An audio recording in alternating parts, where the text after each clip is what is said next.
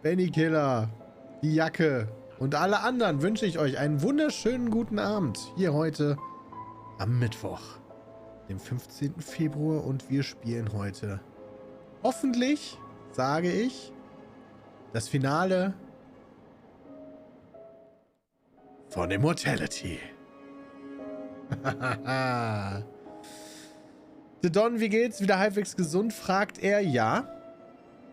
Ich bin auf den Schnelltests wieder strichfrei, Corona befreit, allerdings noch so nach Symptome, wenn sich so eine Erkältung so ein bisschen hält oder so.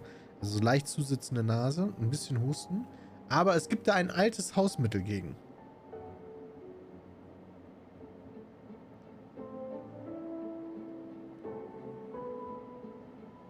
Erstes Mal, ja, Devin Crusader. Es war mein erstes Mal Corona. Und es ist mittlerweile wieder vorbei. Meine Frau hat jetzt gerade zum zweiten Mal, denn die habe ich scheinbar angesteckt. Wir haben tatsächlich es so gemacht, dass ich das Arbeitszimmer und das Schlafzimmer hatte und meine Frau hat nur auf der Couch geschlafen und in ihrem Arbeitszimmer gearbeitet. Und immer wenn wir auf den Flur gegangen sind, haben wir Maske getragen und sie hat mir das Essen vor die Tür gestellt und dann ist sie rausgegangen und dann habe ich das Essen genommen und gegessen, aber es hat trotzdem nicht gereicht. Sie hat einfach 5 Nächte umsonst auf der Couch geschlafen. Aber das Bad, nein, wir haben 2 Bäder nämlich. Haha! Die Snob-Familie hat natürlich 2 Bäder. Ich habe mein eigenes Bad. Hey, Nator. Aber wir tippen, dass ich es halt zu spät entdeckt habe, diese Positivität. Weil Dienstag ging es mir schon scheiße, da habe ich aber einen Test gemacht, der war noch nicht positiv. Aber ich tippe mal, dass ich sie da schon angesteckt habe in der Nacht. Ja, wir haben nur 2 Bäder, tatsächlich. Aber das Gute ist, Hanni hat es zum zweiten Mal. Sie hat jetzt nicht so viele Symptome. Ihr geht es eigentlich ganz gut.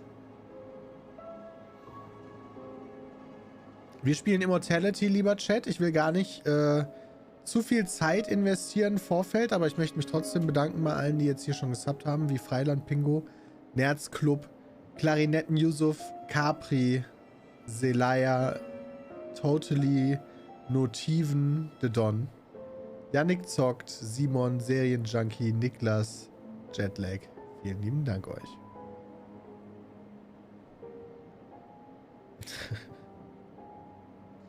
Zwei Bäder im Ostflügel. Nein, wir haben eine 4-Zimmer-Wohnung mit 2 Bädern. Kein Schloss. Wir suchen allerdings aktuell Grundstücke. Aber nicht für ein Schloss.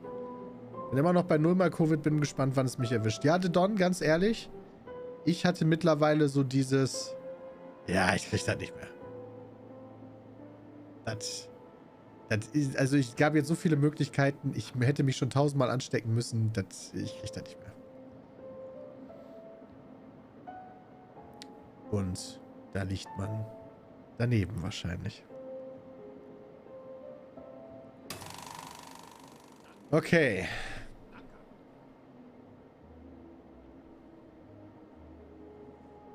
Wir sehen uns wieder konfrontiert.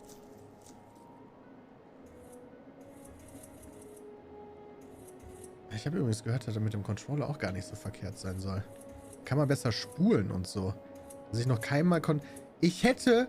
Oh mein Gott, ich hätte diese eine... Dieses Vorschaubild. Ich hätte diesen einen Clip, wo es Clip in Clip gab, hätte ich vielleicht mal als Favorit markieren sollen, ne? Weil ich habe jetzt überhaupt gar keine Ahnung mehr, welcher dieser Clip im Clip war. Also wo dann am Ende die Frau vor dem Kino sitzt.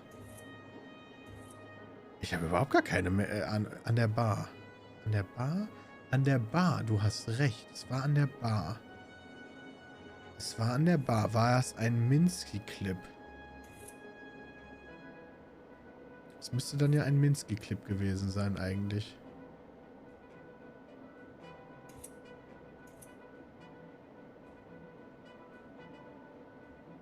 Ich suche ihn gerade. Oh, stimmt, der letzte. Das war kein Minsky-Clip. Ich habe das Gefühl, da sollten wir nochmal rein.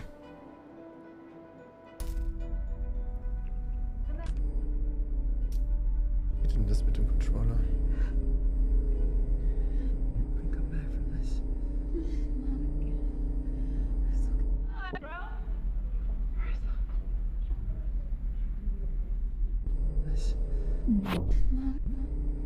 Hey, ich war drin!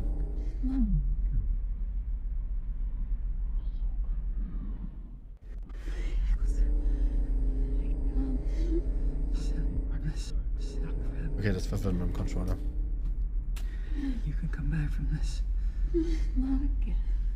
Hey, Jules.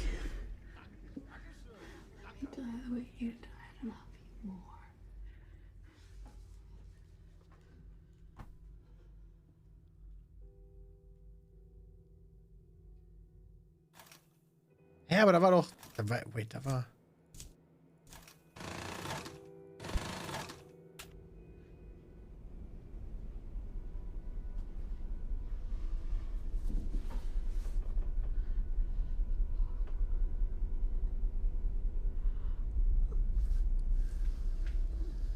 Okay, hier war das nochmal.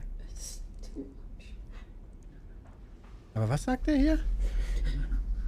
Don't let this happen. It's okay.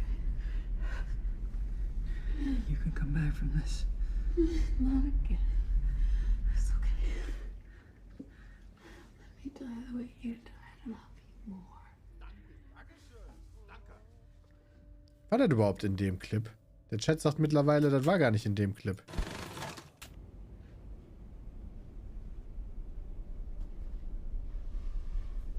Das war in dem Clip, wo der erschossen wird.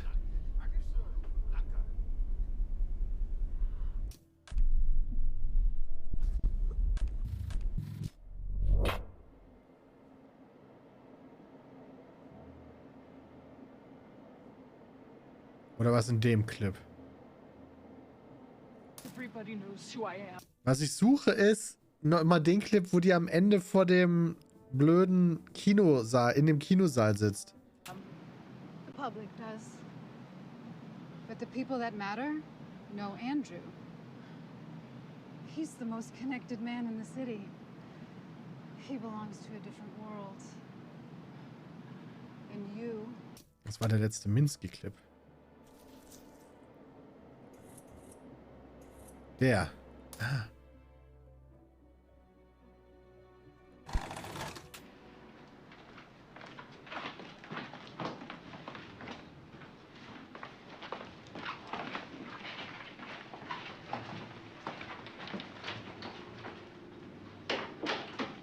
Scene 17A, take one. Vielleicht hätte man all die mit einer zweiten Ebene als Favorit markieren sollen. Dann kommt er ja komplett durcheinander mit der Zeit.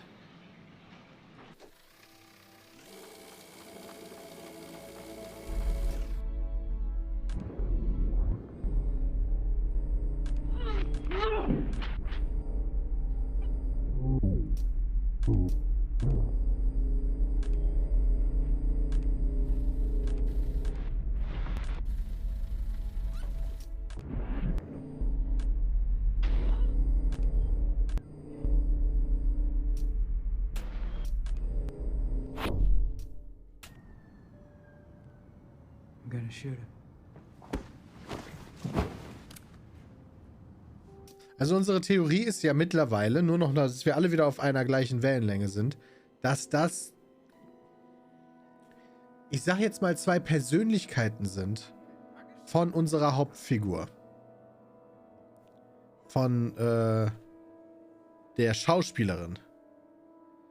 Die werden hier symbolisiert. Das ist zumindest eine der Theorien, die wir haben. Ja, ich markiere den jetzt, aber ich kann den nicht von hier aus markieren. So, ach, aber warte. Ist ja kein Thema. Ich markiere den so. Hey, du Ficker! Ich war gerade schon in der anderen Szene. Ah, okay, hat geklappt. Wer von beiden soll Melissa sein? Moment, eine Melissa kommt gar nicht vor.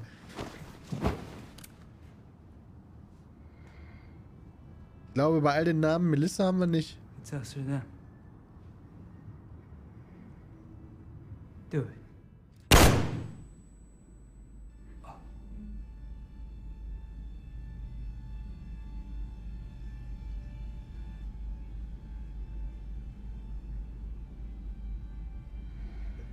Wer von den beiden soll Marissa sein? Beide. You chose them. I chose me. You never watched me die before.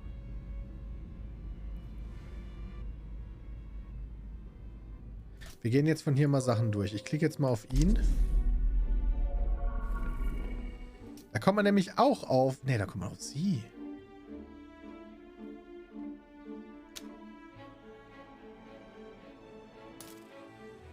It's bloody water. Maria is baptized. Ready to be reborn. Den Clip kennen wir auch schon. Sie spielt ja die Maria, die Frau... Geh nochmal hier drauf.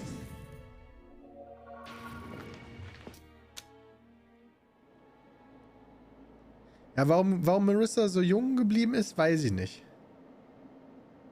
Kennen wir den Clip?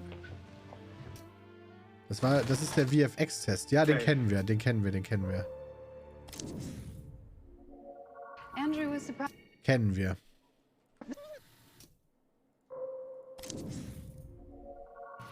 Interior. Kennen wir. Okay, wir sind in einer Schlaufe gefangen. Back to unseren Favorites. Kann ich meinen Favorite jetzt hier... Ah ja, okay. Nein, den will ich nicht als Favorite markieren. Ach, jetzt muss ich hier wieder so spulen, ey. So. Oh, wait, der beginnt so. Das hatte ich noch gar nicht gecheckt. Hey, Tobi. I'm gonna shoot him.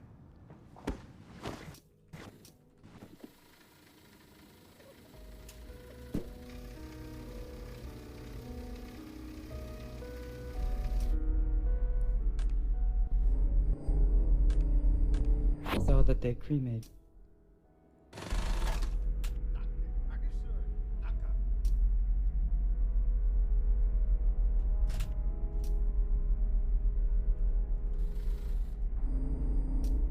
Jetzt bin ich gerade verwirrt.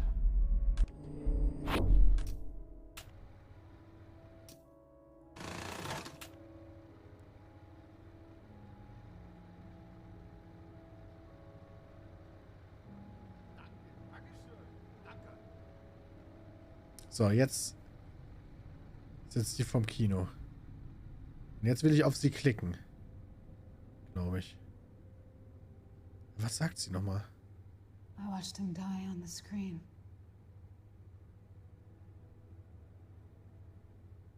And I was reborn.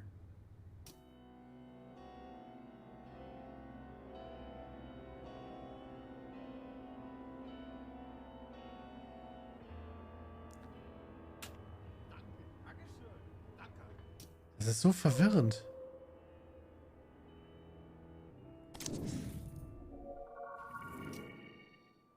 Aber jetzt sind wir wieder hier. Ein Clip, den wir kennen. Oder? Scene 37 Alpha, take 3. Wait! Fucking Apple. You reset it. It's wrong. Ja, Moment, daran kann ich mich gerade nicht erinnern, zumindest. Apple is good. Action. Elevator ding. Oder? This will let you use the elevator and access your suite. Does Frank need one too? We have separate quarters for your staff. You'll have this entire floor to yourself.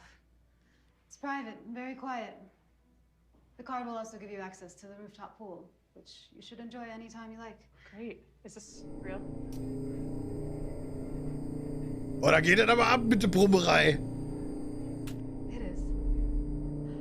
Tech rehearsal starts in an hour. But you don't need to be there.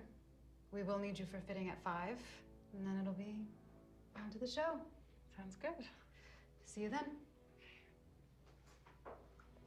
Entschuldigung.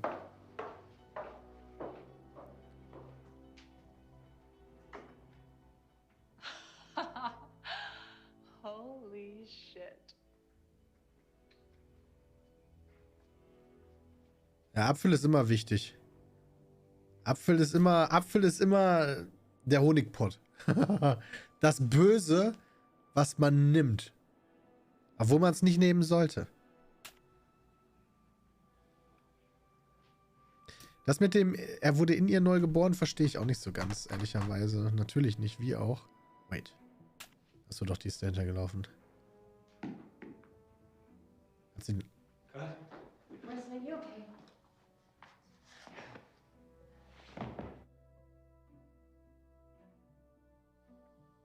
Wait, what?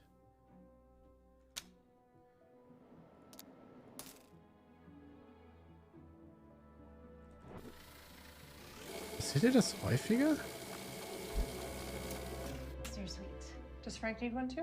Ist dir das ein paar Mal jetzt schon passiert? Ich meine, es gab auch diesen einen Clip, wo der Regisseur umgekippt ist und sie sich da einfach The car will also nebenlegt. give you Ganz wild. access to the rooftop pool, which you should enjoy anytime you like. Great. Is this real?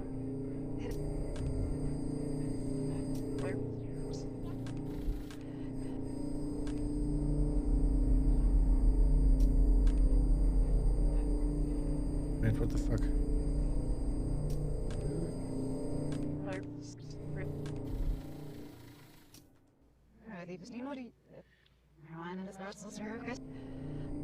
An apple a day keeps the doctor away.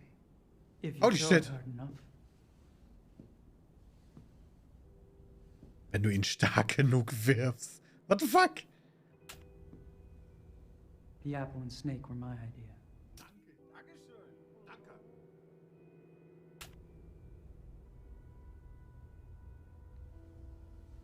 Er ist aber auch creepy, Alter.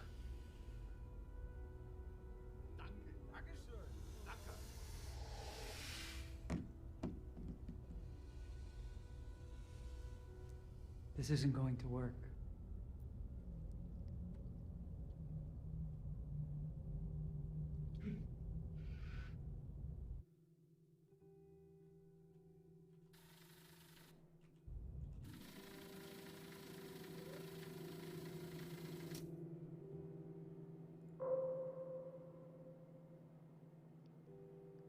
Ja, ich kann jetzt hier alles Mögliche anklicken. Das ist schon nicht uninteressant. Aber das ist die Schlange.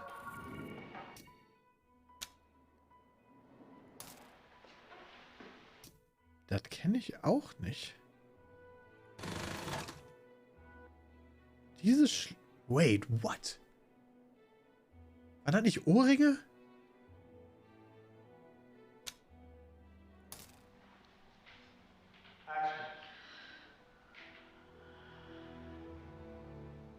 She must have hit the earring. Fucking hell.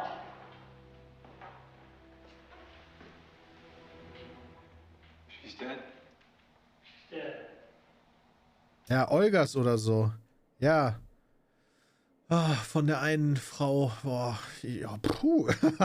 Junge, ey. Das ist lange her, dass wir diese Schlange verfolgt haben. Das war bestimmt vor 2 oder 3 Streams. Das war von der Frau, die in dieser Kunstausstellung stand. Ich weiß nicht, ob das eine ehemalige Muse war von dem Künstler, von Minsky. Weiß ich nicht mehr so ganz. Looks sad. She always looks sad in his paintings. Oh, Christ. Ja, ehemalige Muse, nice. Get to skip trial at least.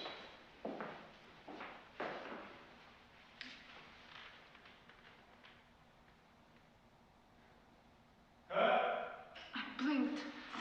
Sorry, come around. Still sleeps?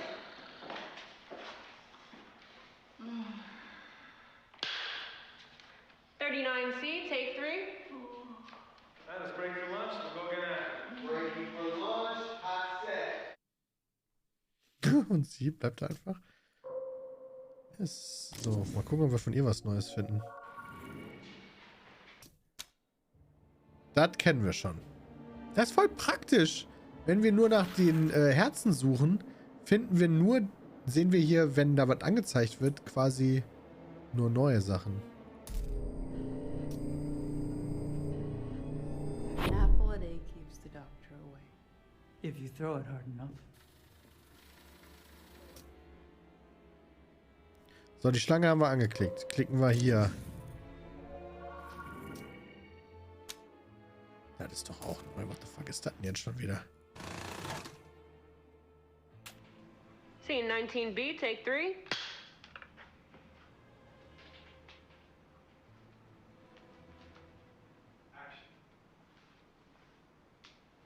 I'm gonna make you live forever. This is not Don't talk.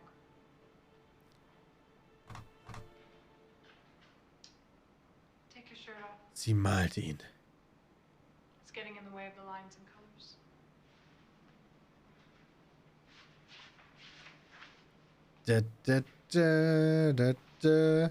Apfel.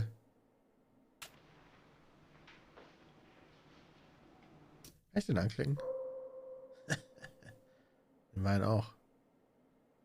Alter, ich kann die ganze Menge anklicken.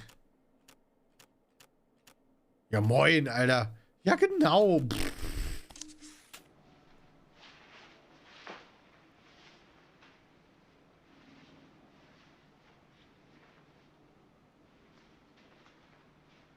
Hallöchen. Woohoo.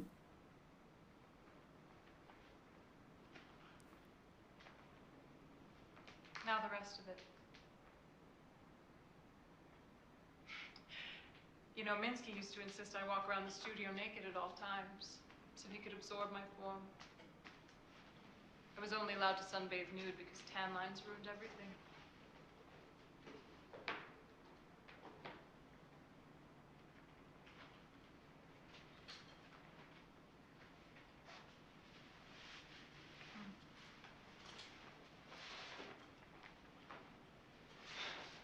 Aber jetzt sieht jetzt nicht alles aus, oder?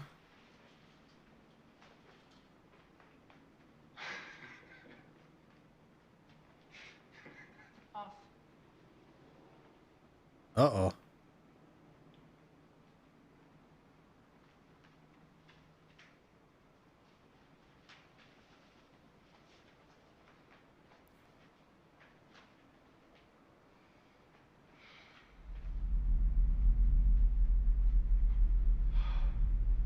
Brummi, Brummi.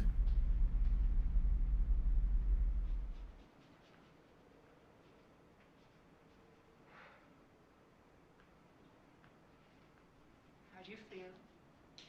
Self-conscious. Don't worry. I'm only interested in your geometry. That shit is a lie.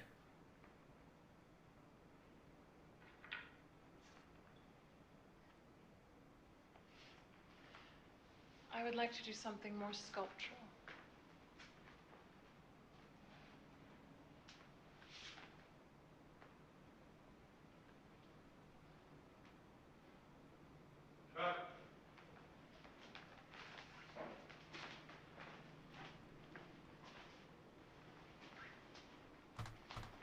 Komische Blicke.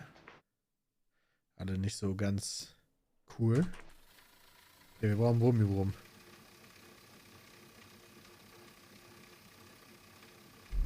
Ah!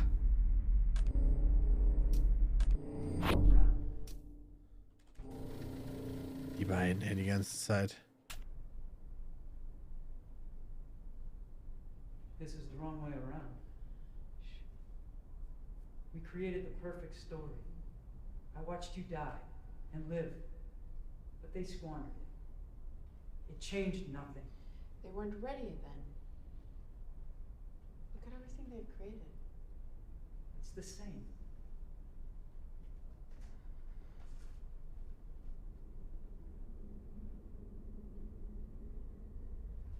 Alter, wie der immer in die Kamera guckt, Junge.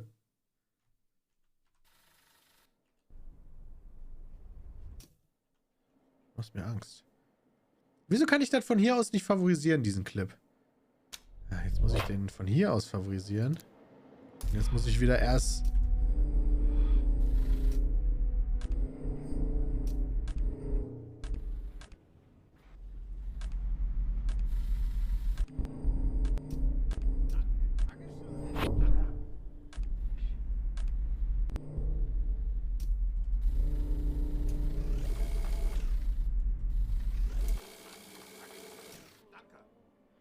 Wen klicken wir an von den beiden?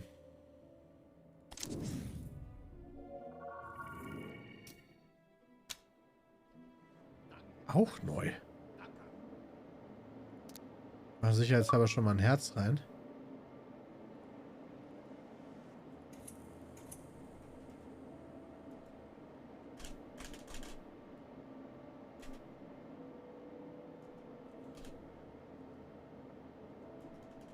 Funktioniert nichts.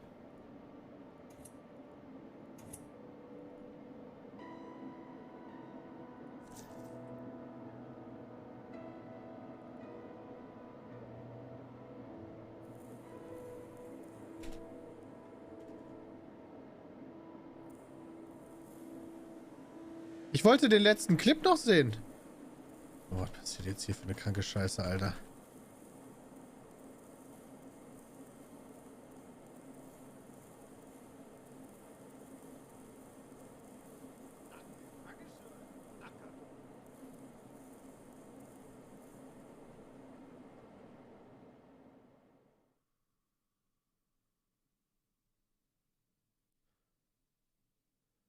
I'm part of you now.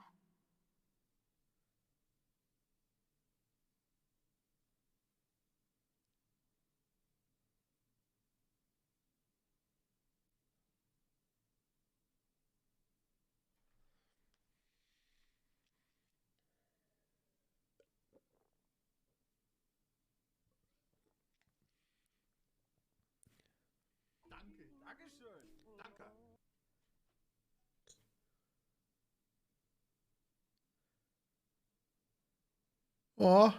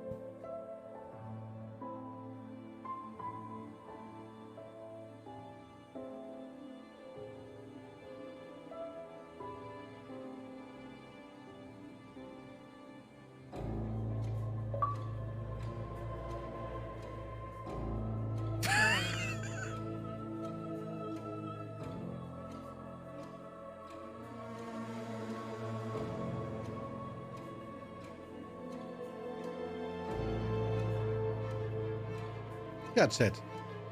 Es ist doch alles klar. Ist doch logisch.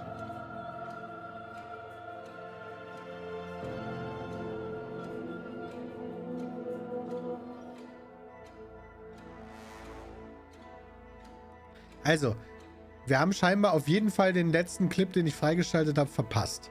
Weil der war zwar da, ich bin aber direkt rausgegangen, weil ich den direkt herzen wollte in den Favoriten. Dadurch, dass dann allerdings dieser Effekt ausgelöst wird, der Credits, konnten wir den nicht mehr sehen. Den kann man aber bestimmt gleich noch sich angucken. Also alles gut. Den gucken wir uns an. Vielleicht wird er dann ja klarer. Und wenn er dann immer noch nicht klarer wird, gucken wir uns ein YouTube-Video an, wo uns das Spiel erklärt wird. Wieso ist denn das jetzt hier so laut?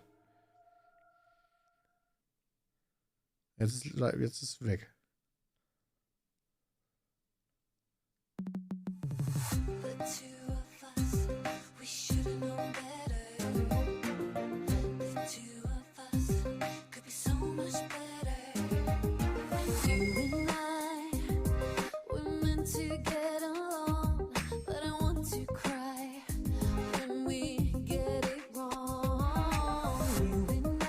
Ich denke auch, dass das der Song ist von Maria.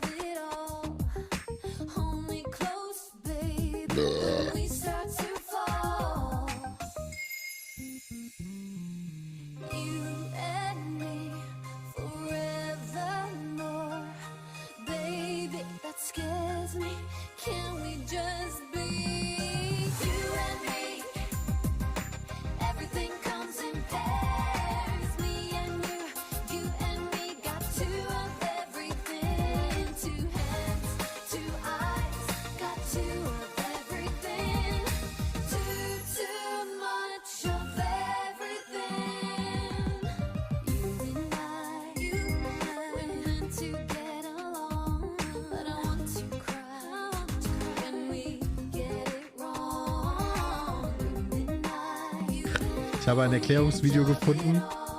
Das dauert 50 Minuten. Wo die Story erklärt wird. 50 Minuten.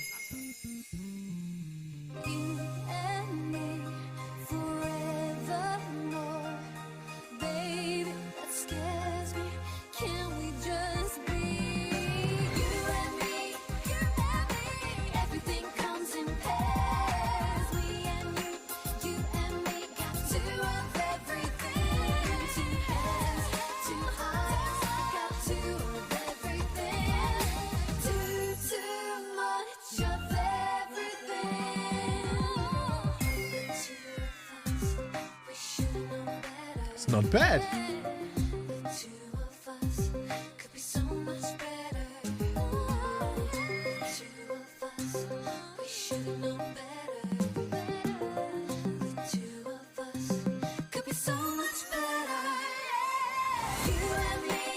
Okay, das Küstenkind.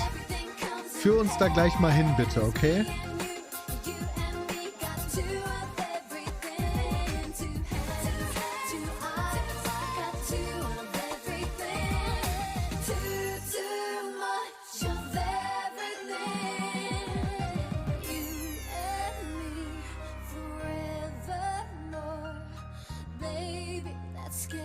Ach so, das ist ja blöd.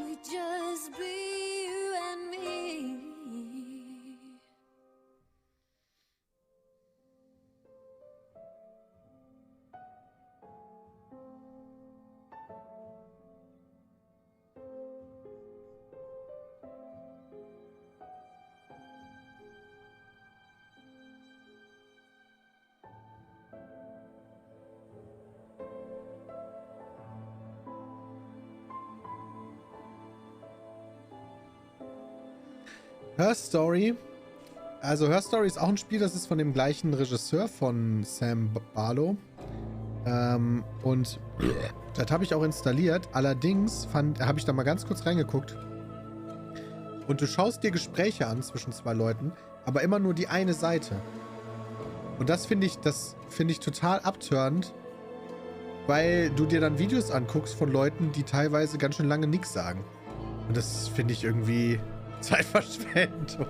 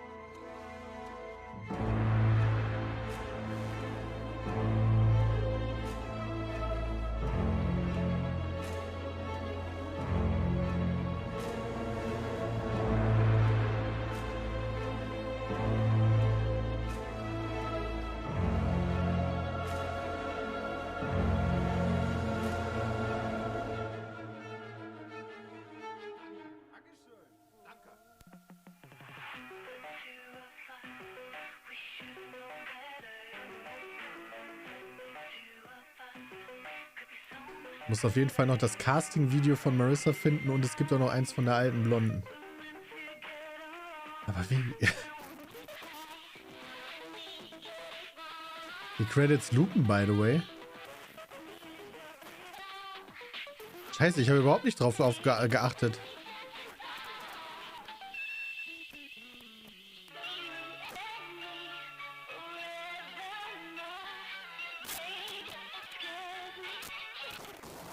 Alter, ist das unangenehm.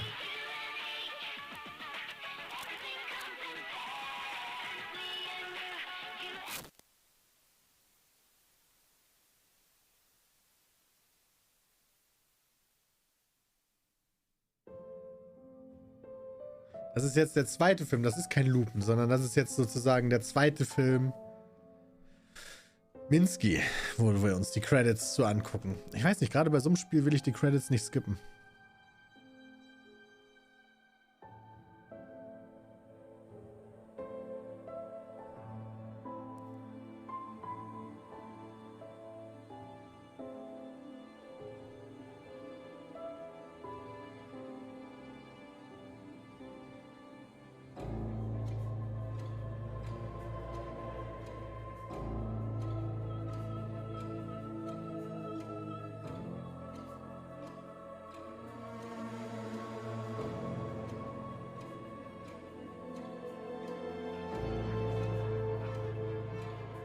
Ja, es ist in der Tat scheinbar erstaunlich viel Arbeit, aber es gibt natürlich jetzt hier auch viel Doppelung. So, vor allen Dingen sind das ja auch... Das sind ja keine Fake-Credits. Da stand ja jetzt der echte Actor-Name von Marissa Marcel, ne?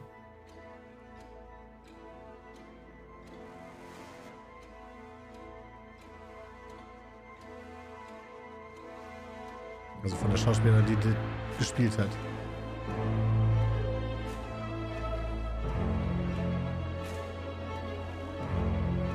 Ja, der Actor vom Actor, ist ja wirklich so.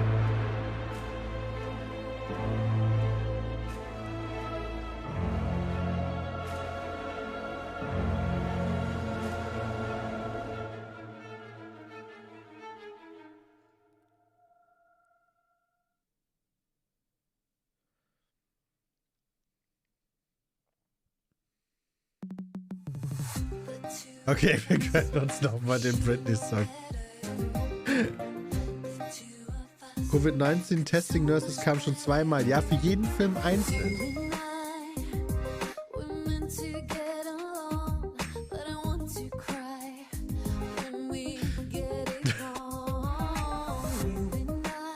Aber die brauchen halt für jeden Film natürlich Covid-19 Testing Nurses. Obwohl die Filme sind ja in den 70ern gedreht worden, angeblich. Das kann er ja gar nicht. Ne, warte mal, das ist ja jetzt hier die echten Credits.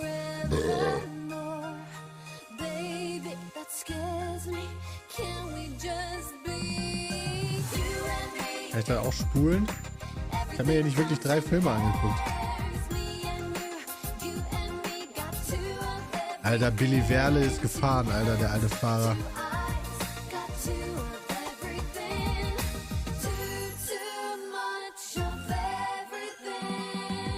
Und dann müsste jetzt der 3. Film sein.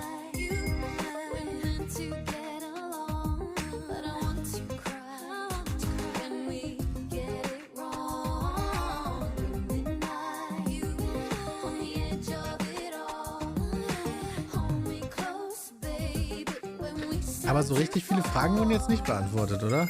Warum ist die Marissa im 3. Film immer noch so jung? Ist das überhaupt Marissa? Warum ist auf einmal die andere Schauspielerin so wichtig? Wer sind die komischen Leute in diesen Fake-Clips?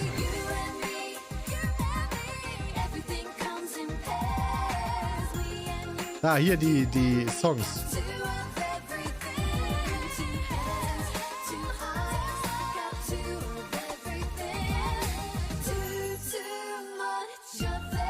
Two of Everything by Tori Boymo performed.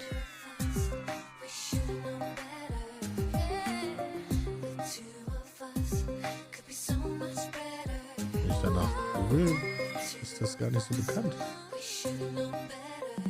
Wer ist Tori Boymo?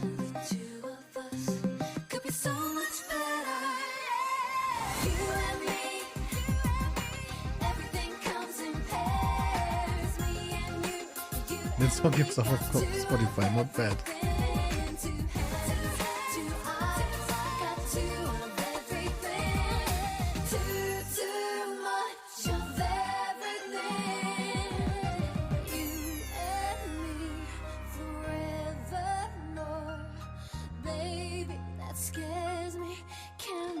Meradosa, willst du sagen, sonst bin ich nicht scharf, oder was?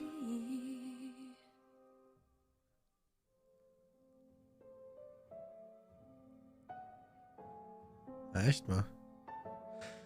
Ja, vielen lieben Dank an alle, die hier gerade noch gesubbt haben. Justin zum Beispiel, einem Chuckster, Meradosa, Nitro, Max der Bahner, Daddlebunker, Mehr Live, The Lightning Bear, El Loco, Dan Shorty, Cyber Sky, Johannes, Red Hawk, Suri, Slice Daler, Flavis, Gnito, I'm Dumb, Dome, Mentos Riegel, Klatschekatze, Jamus Elanus, Yuna Lulu, Tim What Else, Assa, Schreibfehler, Schreibfehler, sehr nice.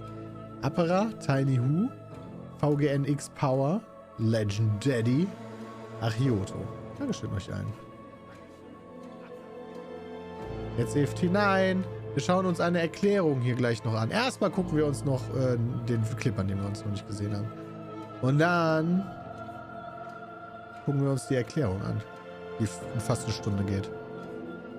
Und Dankeschön, Skip.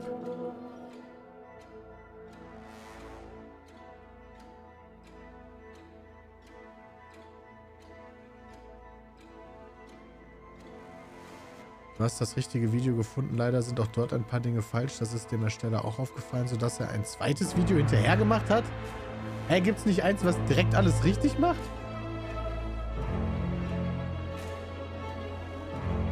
Hier, ich habe auch eins gefunden, was uns in 4 Minuten den Plot und das Ende erklärt. Die Schauspielerin von Marissa streamt auch auf Twitch? Als ob. Wie witzig ist denn das? Wie heißen die?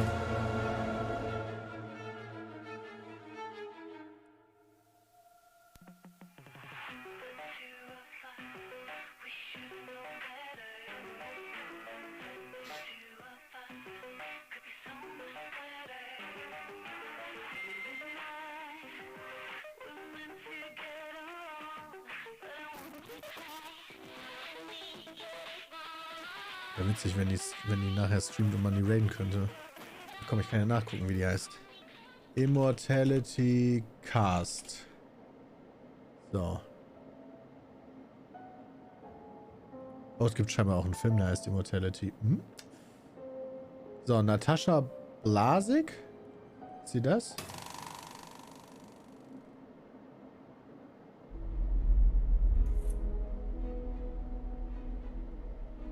Nee. So wird mir das bei IMDb als erste...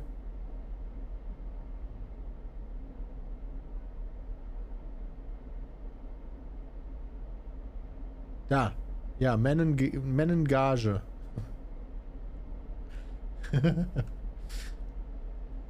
Twitch.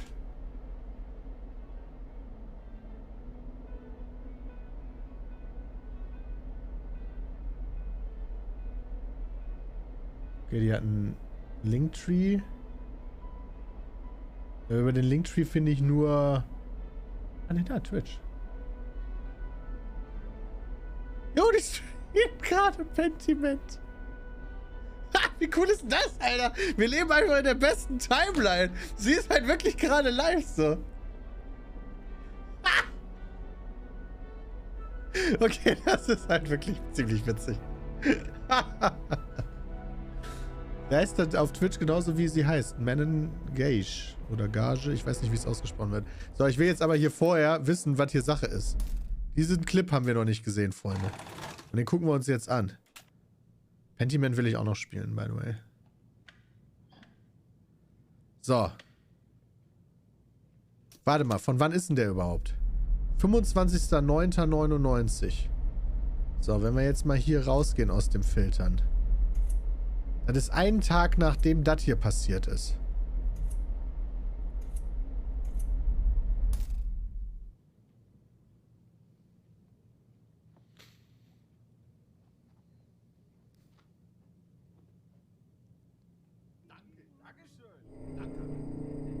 Ja, da gibt es auf jeden Fall auch noch so eine Szene.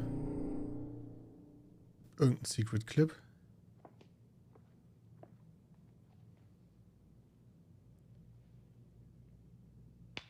Marissa Marcel.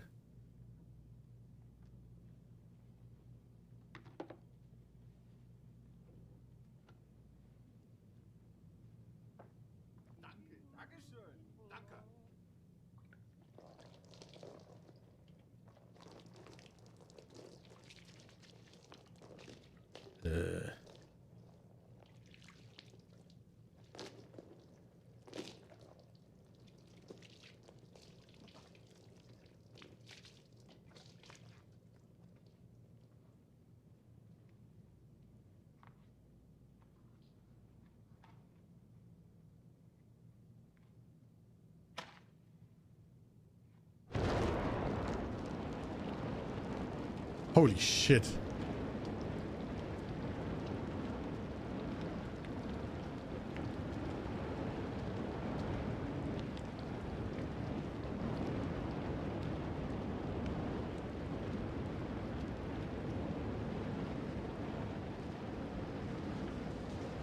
Das war voll der gute Effekt. Das war legit voll der gute Effekt. Irgendwie so ein richtig guter Schnitt.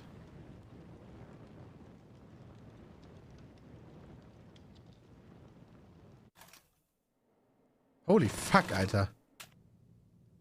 Ja, jetzt wurden alle meine Fragen beantwortet. Ja, wir gucken uns das Erklärungsvideo an, keine Sorge.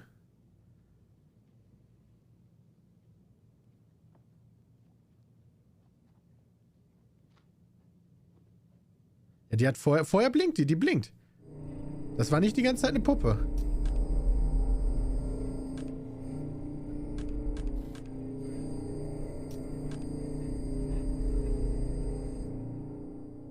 Ach komm, fuck off.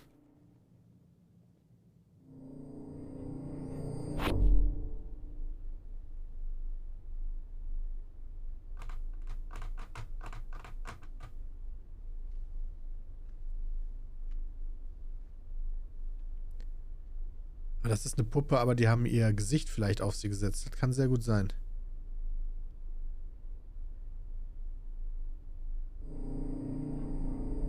Na, jetzt nicht schon wieder hier Szene in Szene oder was? Okay, wir machen Szene in Szene. Okay, okay.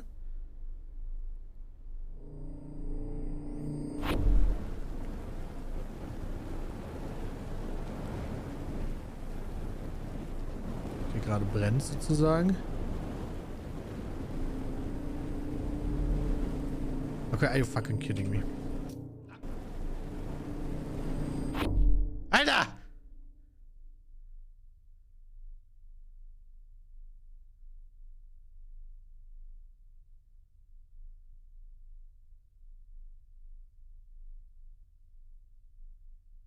I see you. Mich? Ne, euch, ChatCD.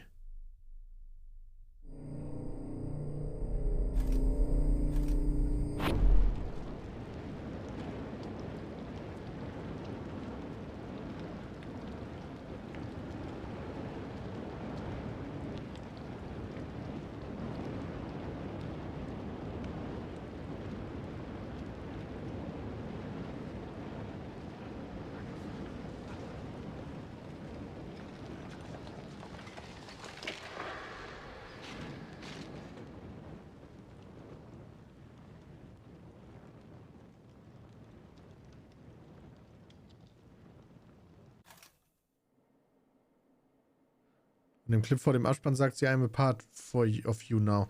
Ja, das klingt so, als wäre es so ein Brechen der vierten Mauer. So, das ist ja so ein klassisches Ding. So, was will die jetzt sagen? Ist sie jetzt ein Teil von mir oder was? Ist die Frau jetzt in mir?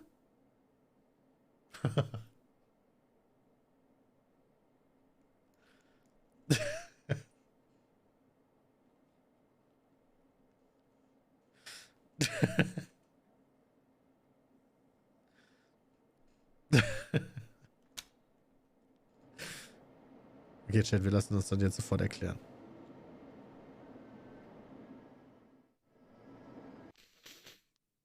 Wir lassen uns das jetzt erklären, Chat. Ganz ehrlich. Bin zu blöd für sowas.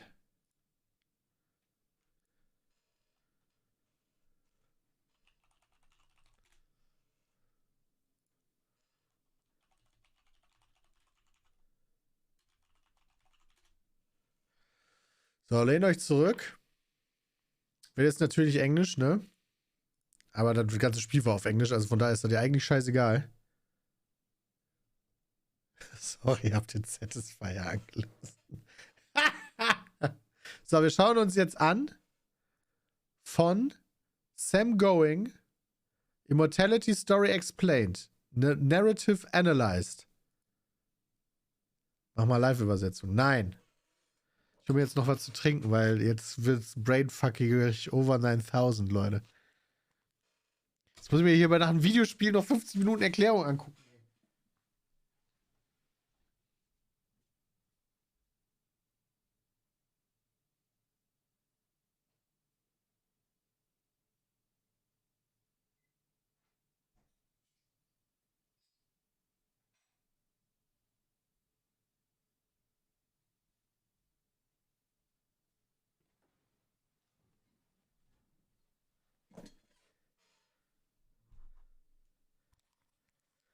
Okay.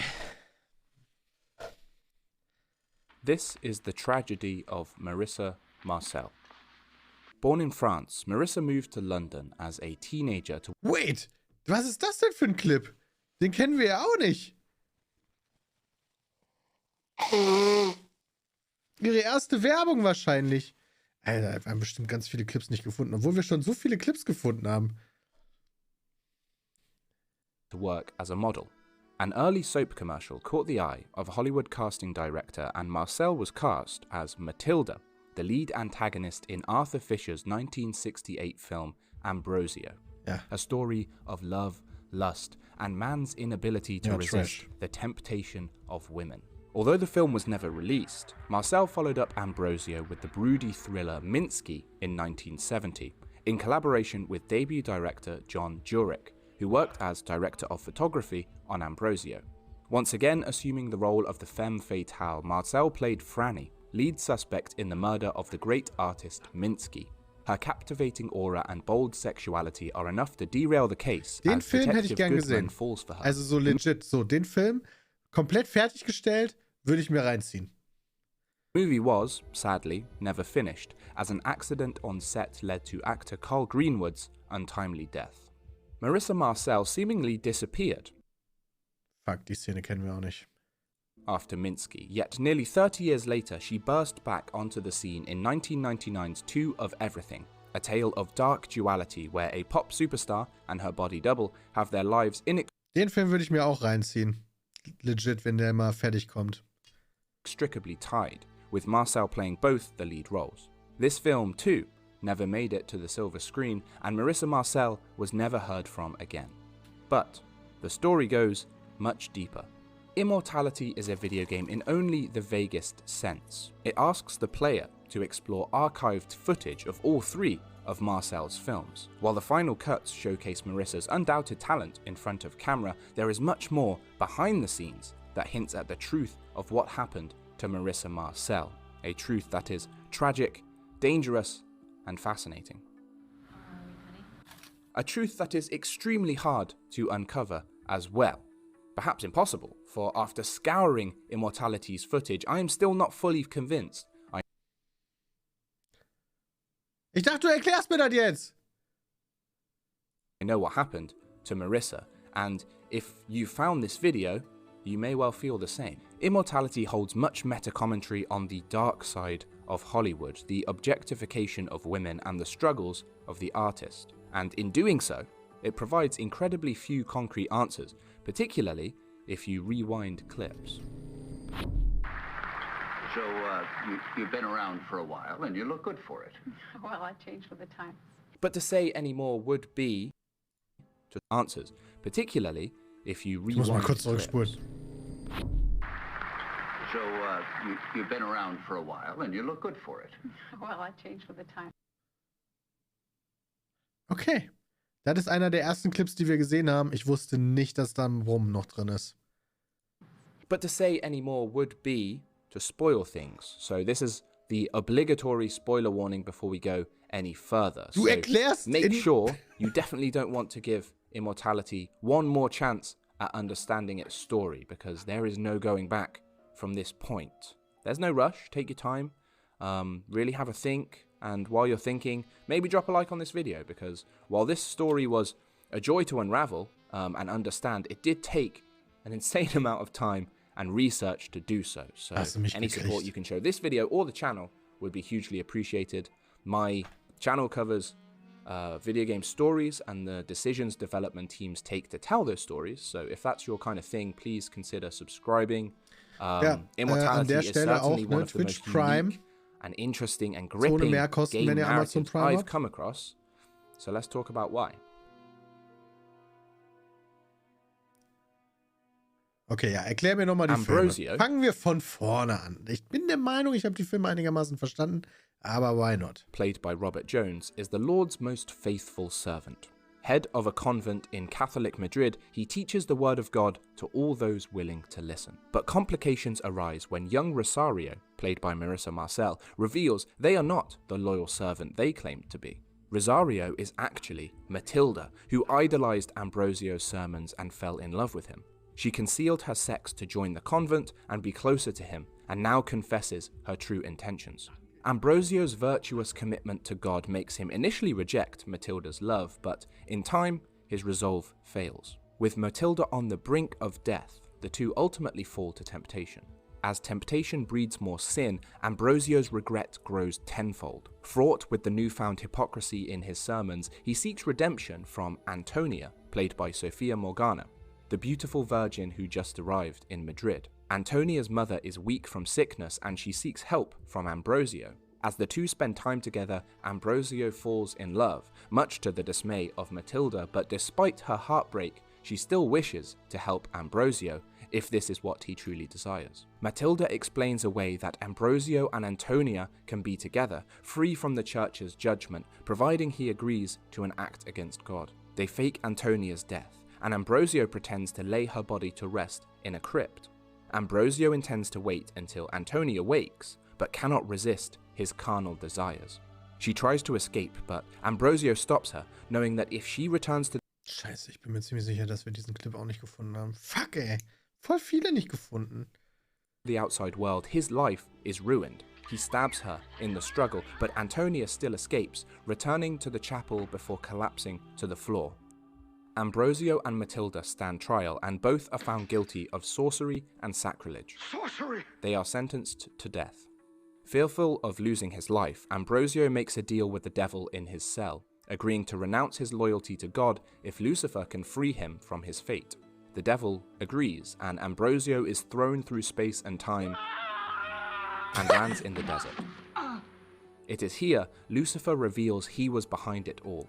He took the form of Matilda to seduce Ambrosio, to prove he could break even the most devout of God's followers. Matilda was merely the devil in disguise, using her looks to ignite Ambrosio's libido and break his vows. With his soul signed over to the devil, Ambrosio repents for his sins forever in hell. And cut! Detective... Okay, voll der geile Film, Alter! Was ist denn hier los, ey? Goodman, played by Carl Greenwood, has worked in homicide for years, but has never seen anything like his latest case. Renowned artist Minsky, played by John Jurek, is found dead on the floor of his studio, suffocated and castrated.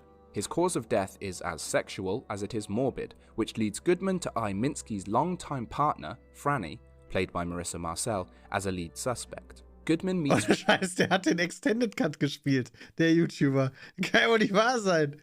Franny at one of Minsky's exhibitions, getting the immediate impression she's letting on more than she knows, and takes her to the station for questioning. Franny is more interested in toying with the detective than giving information, but does agree to help out with the case, if that's what Goodman wants. His determination to find Minsky's killer inevitably means spending more time with Franny, her advances becoming more and more explicit. But she does give him a lead, Frankie Santora, who might be able to provide him with more information. Entering Frankie's apartment only brings up more questions. As it turns out, the name was merely an alias of Franny. There's an intense scuffle, with Franny having the opportunity to kill Goodman, but she refrains. Instead, she confides in him the chaotic relationship she and Minsky shared. In an effort to better understand Minsky, Goodman agrees to model for some of her more adventurous art pieces.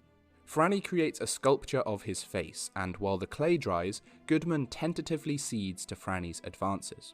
She does not hesitate, tying Goodman up and stopping his intake of breath as the two get intimate, shall we say. There are a lot of scenes I can't show here because YouTube will demonetize me with all the fury of a woman scorned, but it's all shockingly similar to the likely cause of Minsky's death. Goodman, however, does not share the same fate. Cutting him free, Franny leads Goodman to the bedroom for more of the same, use your imagination, and in the aftermath, Franny shows Goodman letters from Minsky's previous muse, Olga. I saw her at the gallery. Goodman recognizes her from the exhibition, and suddenly, a new suspect enters the fray. Goodman gets word from some of Franny's friends that Olga was spotted frequenting Club 88, so he goes there with Franny to scope it out. By chance, they find Olga while they're otherwise occupied. I've had to crop so many of these clips, and they give chase. Olga escapes, but the two track her down at her apartment and arrest her. Returning to Goodman's apartment, Franny realizes he not only possesses an original Minsky painting, but it's a painting of her. Outraged, she believes Goodman sees her only as a means to an end, despite their romantic entanglement. With emotions high, she admits to killing Minsky. I'm the one who killed Minsky. The scene flashes back to the night before Minsky's death, showing how he and Franny would so often combine sex and violence. Shocked at this revelation, Goodman is left with a moral quandary. Can he arrest the... Holy shit, Alter. Ich bin komplett geflasht. Wir haben ja echt einige Stunden gespielt. Dass man überhaupt das Ende freischalten kann, wenn einem noch so viel fehlt. Holy fuck, Alter. one he loves? Later, Goodman meets with Olga, perhaps in an attempt to explain, but finds her dead in her cell after committing suicide. On searching through her personal effects, he finds a note, the only physical evidence that could condemn Franny. Alone on the rooftop of the NYPD station, he makes his choice and burns the note. Unsure of his decision, Goodman walks out into the night, his feet leading him to Minsky's exhibit, and, for better or worse, he returns to the one he loves. Two of Everything is the Alter, voll der krasse Film! New single from global superstar Maria, played by Marissa Marcel. She's in the midst of a comeback, preparing to release a new album, but her best kept secret is that she's not the artist she used to be. Heather, played by Marissa Marcel, is Maria's body double, providing the stage performances that the real Maria is no longer up to. Even with the artistic responsibilities handed over to Heather, Maria is exhausted by the constant events and attention that come with being a pop star. Maria convinces Heather to help out with a one-off photo shoot. Leaning into the fact that Heather is adapting to media events like a natural, Maria asks Heather to sing as Maria at a birthday party for a local billionaire. Heather is less than enthused, but comes around when Maria promises she'll get the full paycheck for the event, $10 million. Desperate for the money, Heather agrees and the two secretly swap homes, phones, and IDs. If $10 million to sing Happy Birthday sounds too good to be true, that's because it is. Andrew Hessenberg is one of the most powerful men in New York, and he expects that power to extend beyond just business. Leading Heather back to his room, he sexually assaults her.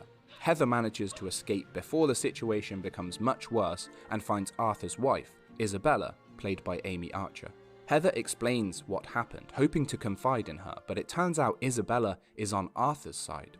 She knows of her husband's exploits, but admits a man with Hessenberg's power can do whatever he likes. Husband and wife are as cold-hearted as each other, but Heather knows she has power too. The world knows of Maria, and there would be a media frenzy if news of the night's events got out. Isabella agrees, and therein lies the problem. Aware of the truth's ramifications, and seeing that Heather will not sweep this under the rug, she has no choice but to kill her. What are you doing? What are you doing? The next morning, the real Maria wakes and sees her death all over the news. The young star tragically drowned after going for a swim while high on pills. But Maria knows Heather couldn't swim. Why would she have gotten herself into such a position? Equal parts shell-shocked and suspicious, Maria returns to New York under a new identity, Heather. Certain that Isabella and Andrew Hessenberg are behind Heather's death, Maria seduces Andrew at a club and has him take her back to his home. High on pills and power, he shows Maria the scene where he sexually assaulted Heather. She pulls a gun on him and forces him to tell her who killed her body double. Did you kill her? Why do you fucking care? No, I didn't kill her. My wife did. Enraged, she scours the building for Isabella and finds her on the roof. In the same place where Heather was murdered, Maria ensures Isabella suffers the same fate. Maria leaves the pool reborn as the new Heather and lives out the rest of her life as an unassuming acoustic singer-songwriter. Okay, also den letzten Film, bis auf die allerletzte Szene, hatten wir dann, glaube ich, ziemlich gut zusammengefasst. So, da hatten wir den Plot komplett fertig.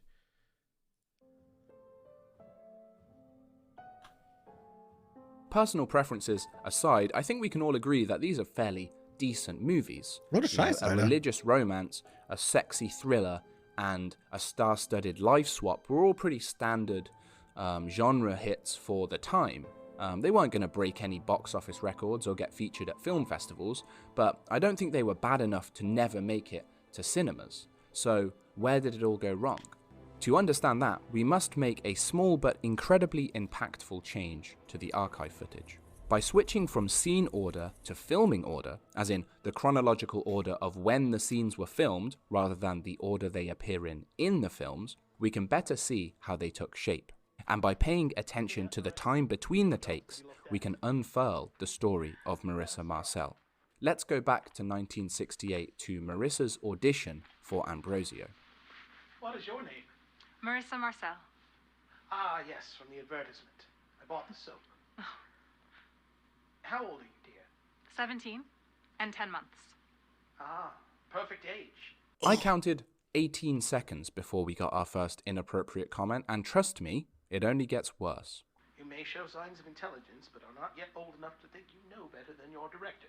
The audition is being led by Andrew Fisher, director of Ambrosio, and quite clearly someone who likes to abuse this position of power. Although Marissa plays the temptress in Ambrosio, her innocence was the reason she was cast. Fisher claims this is to hide the twist from the audience, but it becomes clear he finds some twisted satisfaction of his own in turning Marissa, who is 17 when filming starts, let's not forget, into a sexual deviant. The real problem is he pulls it off. The rotten seeds that Fisher sows will warp Marissa's perspective on her job as an actress for the rest of her career. In early table reads, Fisher is constantly implying Marissa's sexual ignorance. Would you care to explain what that means, my dear? For the benefit of Marissa here. She's sucking. I know what oral sex is. Sophia shares this belief somewhat. We see in her first audition that she wanted the role of Matilda, so there may be some jealousy rooted in her actions, but her main focus is Robert. As there are numerous instances of them flirting, which... Ich muss aber sagen, all die Schauspieler, ne, die hier die Schauspieler spielen, sind halt voll gut. Also auch so, dass ich ihn so hasse, diesen ekelhaften Ficker, ne? Er ist halt echt ein guter Schauspieler scheinbar. Which ultimately leads them to dating. While Marissa is potentially a little put off Okay, by the die beiden haben also gedatet. Hatten wir das auf dem Schirm? Weiß ich gar nicht mehr. Chemistry between Robert and Sophia, while her and Robert share only an on-screen romance, it's clearly Fisher that's causing her discomfort. And how does it feel to be sculpted by Fisher?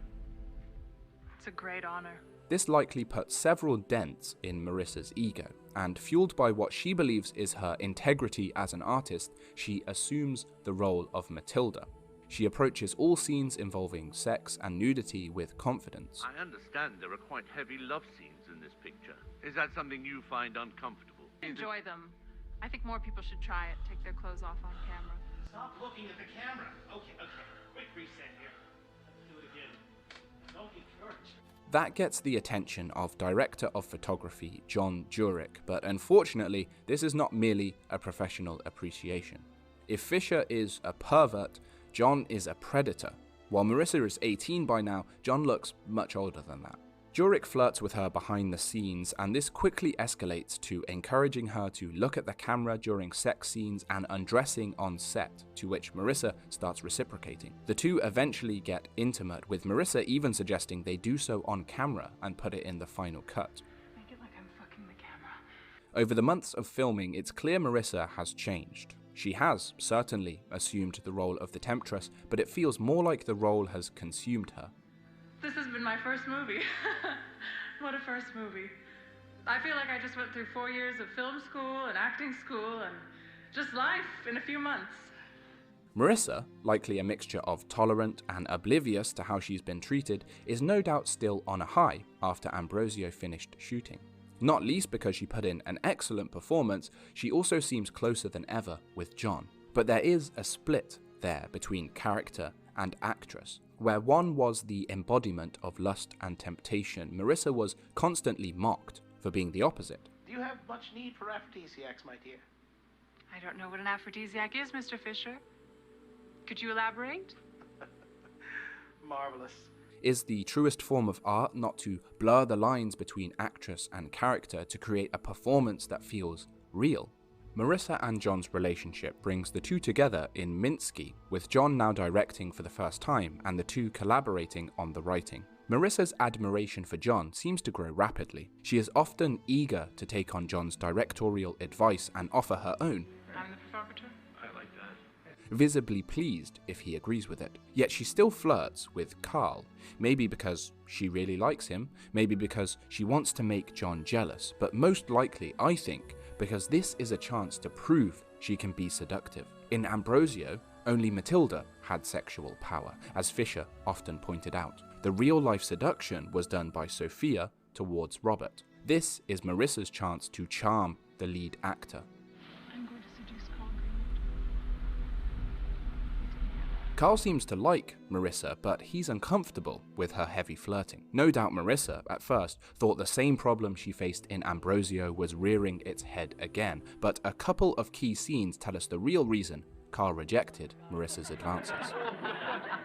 If I was queer, you'd think I was a hero for that. But you're not queer. Okay, I'm gonna be happy when Douglas comes back and you can all pick on him for being a dinosaur. There's plenty of subtext to read into there, and sure enough, in a scene shot well into Minsky's filming schedule, our suspicions are confirmed. What happened? I'm really excited about this movie we're making together. John, Marissa.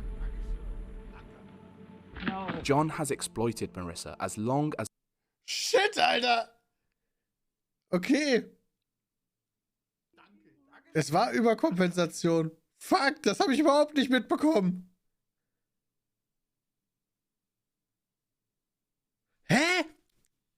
Mann, ey. Ich bin der Meinung, man sollte bei dem Spiel so ein frühes Ende noch nicht zulassen. As they've worked together, but he really forgoes any notion of caring for her feelings when he and Carl become some kind of item. In Ambrosio, Marissa's insecurities around her sex appeal led her to John. In Minsky, her attempts to combat this insecurity in seducing Carl not only fail once again, but John, the only man she has been able to seduce, ends up with Carl instead. It's a messy and mentally strenuous situation. Das ist echt... Holy shit. Das ist echt krass. For both Marissa and Carl, and the scenes after this revelation show visible awkwardness between the two. Cut. That was a little off. Carl, let Marissa leave things. John, being the f***ing arsehole that he is, makes it worse, choosing to drive in the knife rather than try and mediate the situation. Cut. Let's go again. From the top to the touch center. Not only that, but Minsky's plot starts to mirror Marissa's crumbling relationship, almost mocking her further. I thought I was seducing you. In one of the last clips during Minsky's shooting, a behind-the-scenes video made by John, we see Marissa visibly depressed. She seems at a low point, yet John continues to manipulate her. 2 days later, this happens. John der Regisseur von dem Film, voll der Arsch.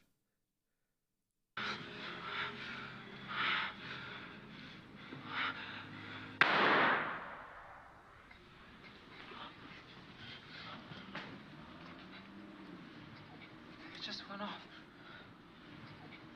Fuck, Jesus fucking Christ.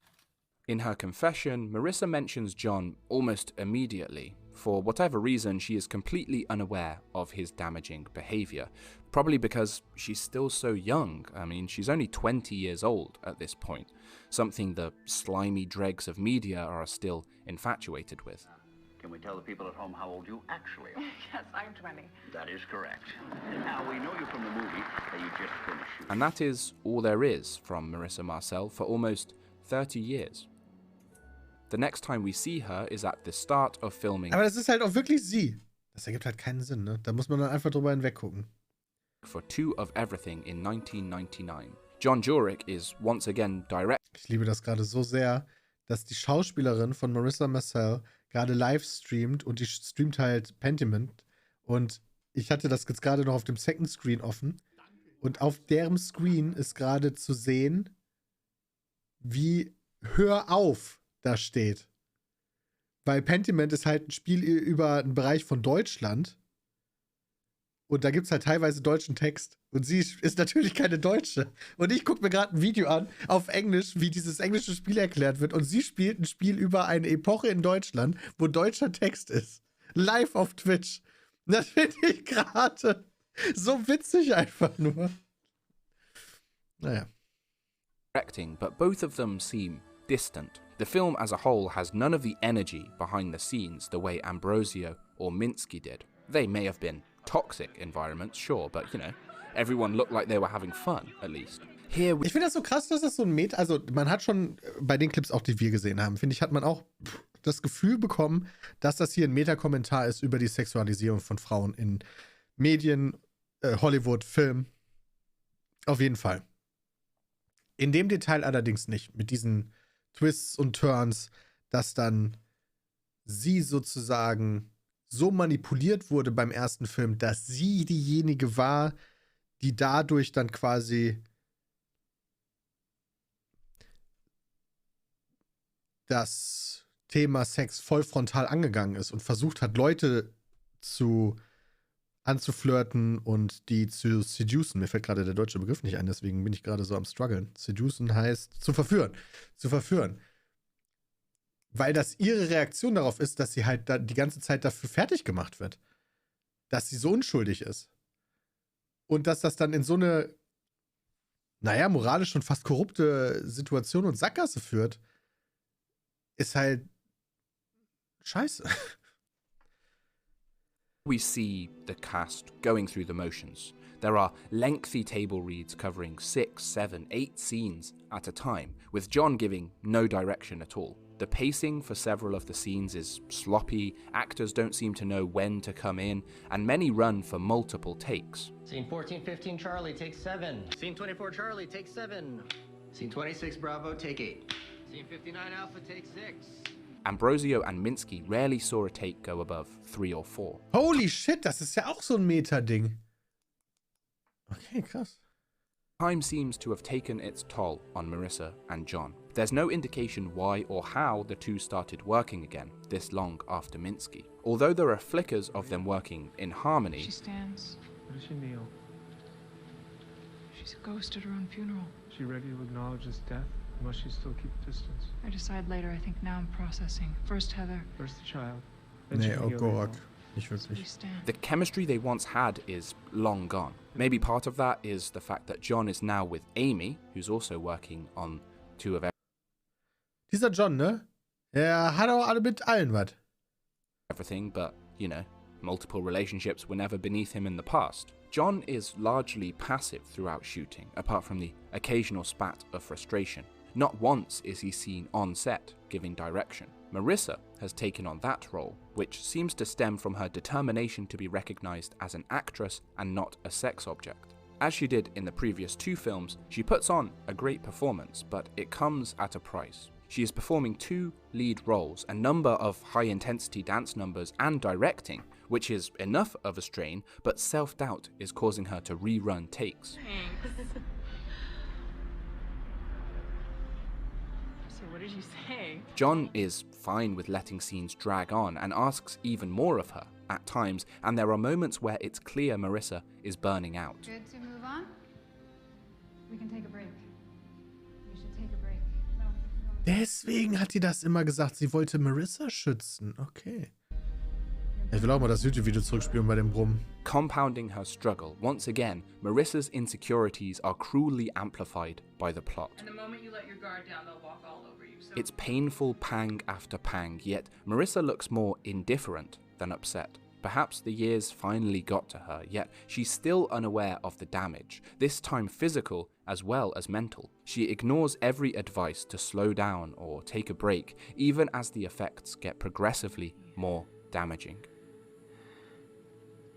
Guck mal, da war ich mir, weil das halt so absolut fake aussieht, dachte ich halt, okay, das ist halt irgendein Kommentar oder so. Das ist jetzt nicht wirklich etwas, was ihr passiert. Weil, was zum Fick soll das für eine Verletzung sein? So geht das ja nicht. Yet Marissa looks more indifferent than upset. Perhaps the years finally got to her, yet she's still unaware of the damage, this time physical as well as mental. She ignores every advice to slow down or take a break, even as the effects get progressively more damaging.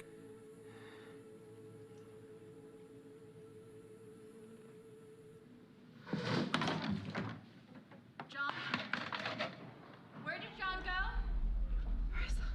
And that is how Marissa Marcel passed away. I'm not das sure ist tatsächlich, wo sie stirbt. Wie tatsächlich die Schauspielerin stirbt. Was für eine sonderbare Wunde, an der sie stirbt. if it's entirely down to working too hard. I mean, a nosebleed, I get, but she has clearly some intense brain injury going on. So maybe there was a substance, abuse thing involved, but that's dass all hier the oben irgendwas footage unter we den have to Haaren go off. platzt? So there's only one more clip in chronological order that follows this one, and to be honest, it poses more questions than answers. Ja, das ganze Spiel macht das. Ja, da wird sie jetzt verbrannt. Da ist sie quasi hirntot, halb, sag ich jetzt mal.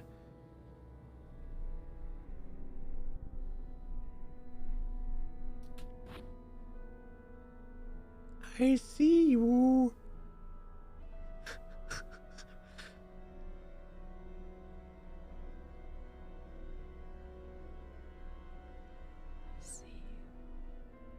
Oh.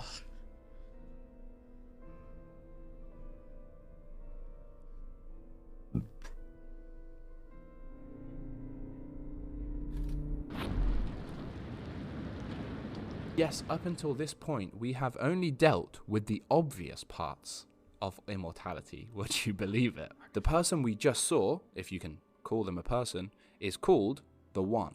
And I must preface this section of the video by saying that from here on out, this is purely speculation, because the clips involving the One are so opaque and obscure and mired in meta-commentary and poetry that concrete answers are basically impossible to find. If this infuriated you while you played it, if you have played it, I understand that, but I have actually come to appreciate it, partly because Charlotte Molin's performance is so good. Like the entire casting in this game is phenomenal, but her in particular, oh my god, man. She has this incredible blend of strange and terrifying mystique while having these moments of grace and rage and such emotional sadness depending on the different situation. But I also like the ambiguity of these scenes because I feel confident and content in my interpretation. The One wird in seinem nächsten Video besser erklärt. Ja, hat vorhin schon jemand gesagt. Der hat danach noch eins gemacht. Guck ich mir auch an. Ist mir egal, ich will jetzt alles wissen. This part of the game, but I also accept that I may be completely off base, just completely wrong. And I think you need that if you're going to leave so much on the table narratively. So here's what I've got. The One is the unrelenting pursuit of art, and for the majority of Immortality, is shown through Marissa's eyes. The art. Okay, seine Interpretation zumindest in diesem Video. Mal gucken, ob er es nochmal ändert. Nicht das Verlangen nach Kunst, sondern das Verfolgen von Kunst.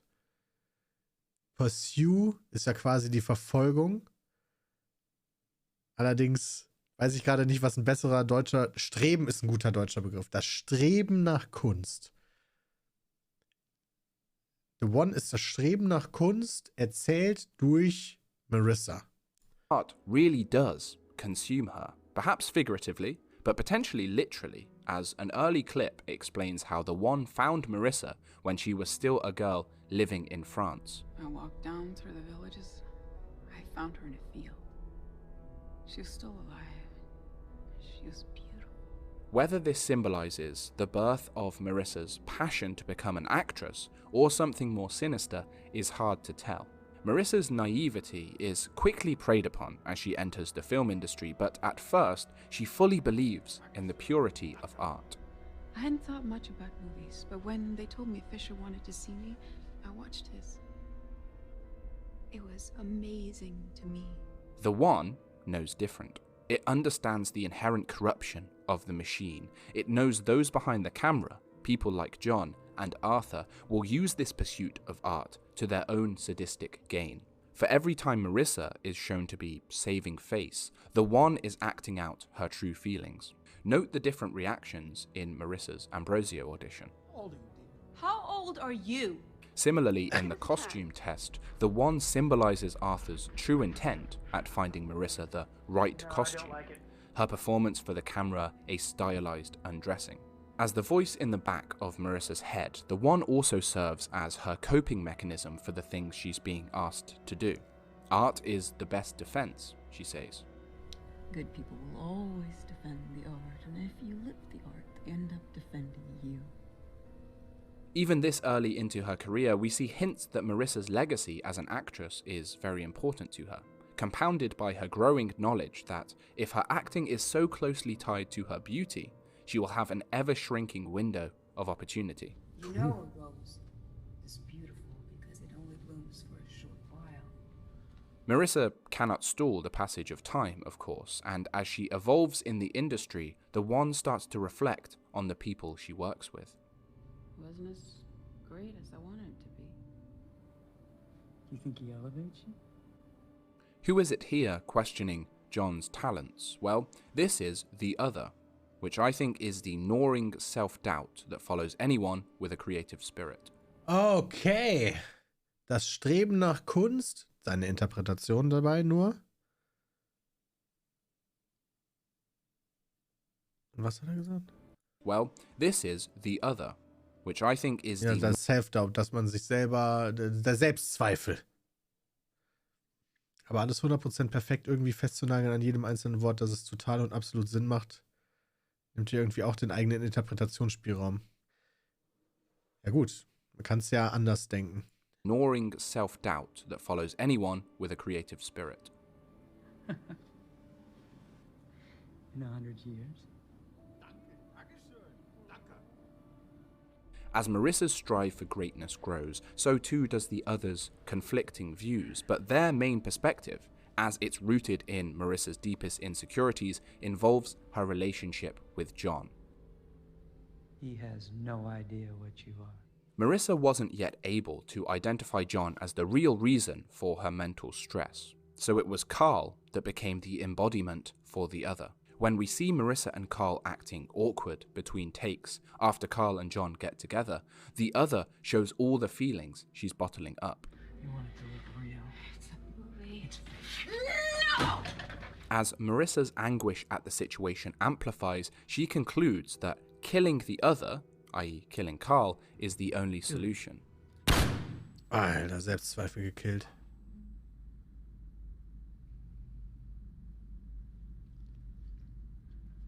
Ergibt voll Sinn. Ich habe das leichte Problem, dass ich kacken muss. Es tut mir leid, Chat. Ihr müsst kurz auf mich warten.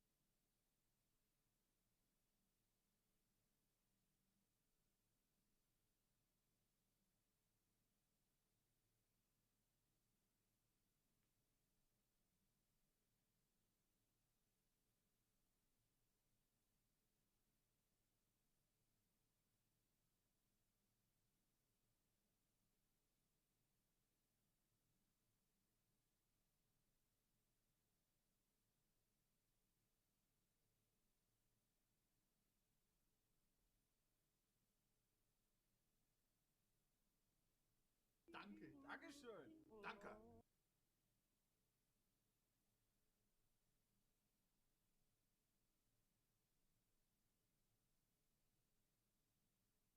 Danke, Dankeschön, danke.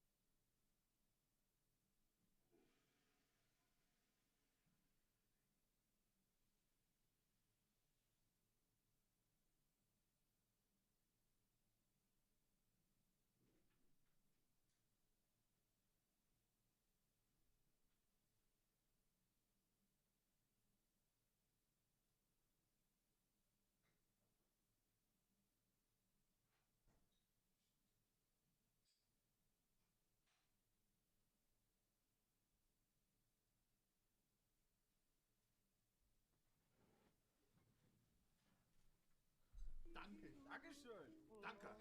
Es tut mir leid, ich habe mich beeilt. Ich habe mich beeilt, wirklich. Also, für mich war es wirklich schnell.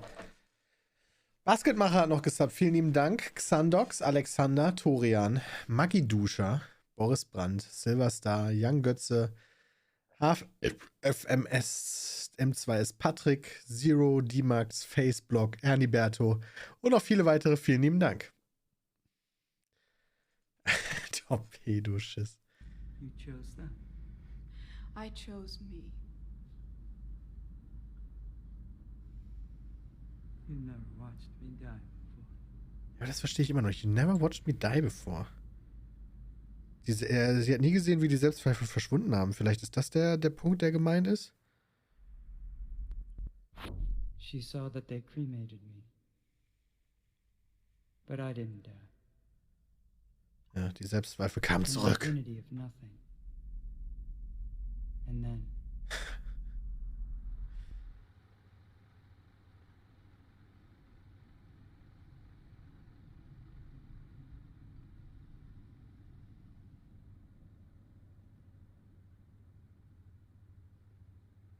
I watched him die on the screen.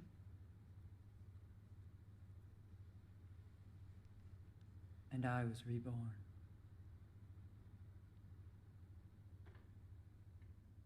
While filming Minsky, Marissa believed Carl was driving a wedge between her and John, but the other would surface again, this time as Amy during Two of Everything. For me, this is the biggest indication that the other is Marissa's deepest insecurity, that she cannot maintain the attention of. Oh mein Gott. Weil während Minsky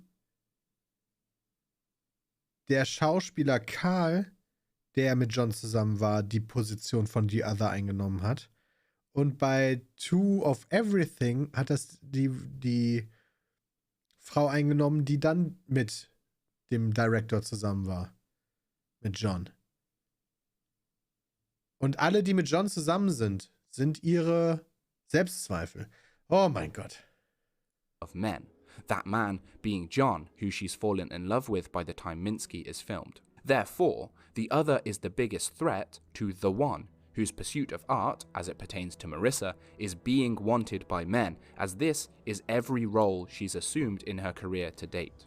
Ironically, killing Carl drives John away from Marissa, the final twist of the knife that likely causes her to leave both John and acting behind. What you did was horrific. I wanted to be like you. I thought you wanted to be with me. It's the same.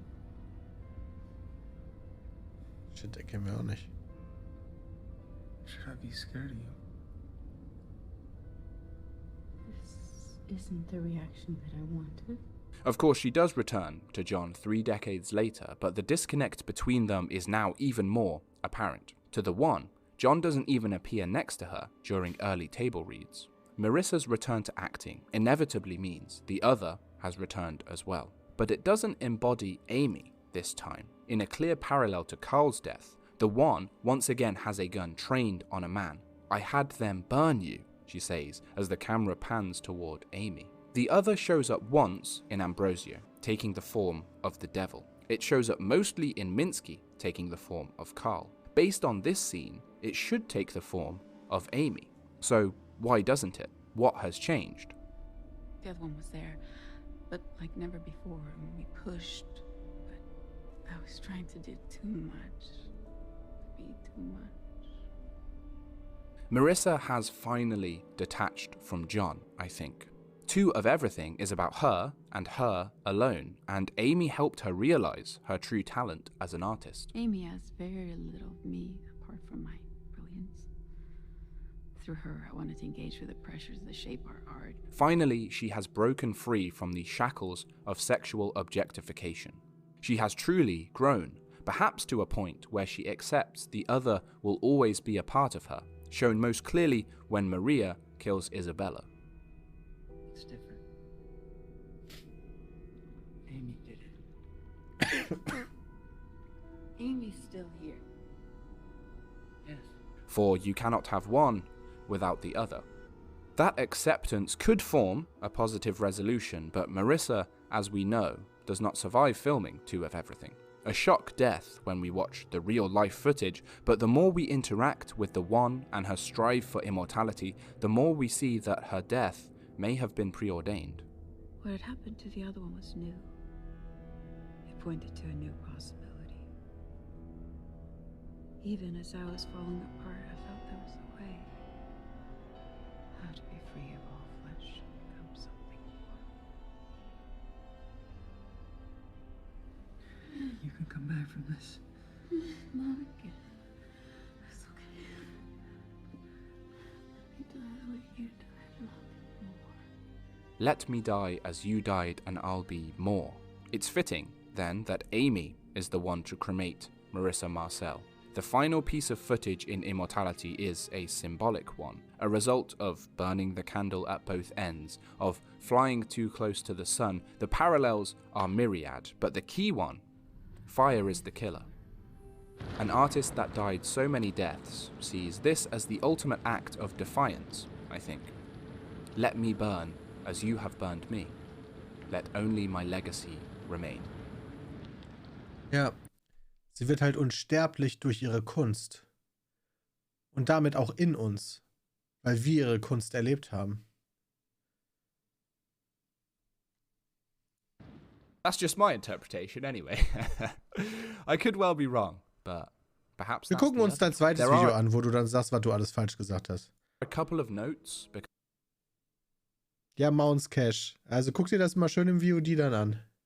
Because I'm making this video relatively early after, or relatively soon after the game's release, that don't quite fit my perception of both the one and the other.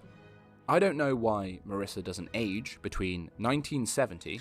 Ihre Kunst habe ich nächste Woche vergessen. Wirklich? Ich werde dieses Spiel, glaube ich, nicht so schnell vergessen, wenn ich ganz ehrlich bin.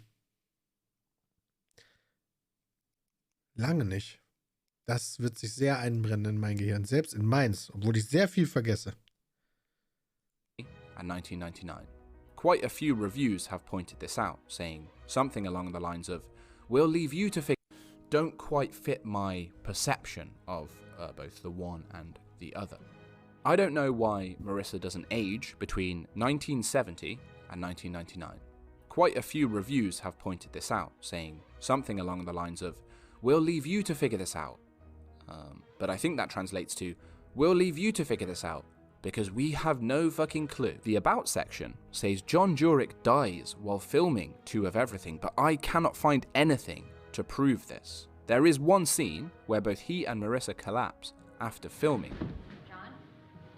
It feels like that should be it, but John is seen again on camera a couple of weeks later, and I have scrubbed the few scenes that follow this one so clean so many times to try and find anything, and all I got was this remark saying, "Okay going without him? I just don't want to be here tomorrow going again. This is weird, okay?" Which suggests that John isn't there to film, but that's it. And finally, and this is the big one, I don't know who these people are. Literally got no clue. No idea. Who the fuck I is found that? no reference to them. I've seen a couple of theories that the one has like vampiric qualities, which I get because there are a couple of clips where they're drinking blood, and the idea is that I read is that there are previous hosts that the one inhabiting and the most recent one being Marissa. But I just can't make the logic jump to vampires. Like, the one's clips are also poignant and so artsy and mysterious that I struggle for it also to be like, oh, and she's a vampire, by the way. I think the bloodsucking is more to do with consumption, as Marissa learns the industry is willing to consume her for its own benefit. But, you know, I'll admit that leaves these scenes adding nothing to my interpretation, which probably does mean I'm missing something. And that's okay. You know, if I do find something new when I inevitably look over all of Immortality's footage again, and I find something new, or I think of something new and that changes my interpretation, I will make some kind of follow-up video, probably.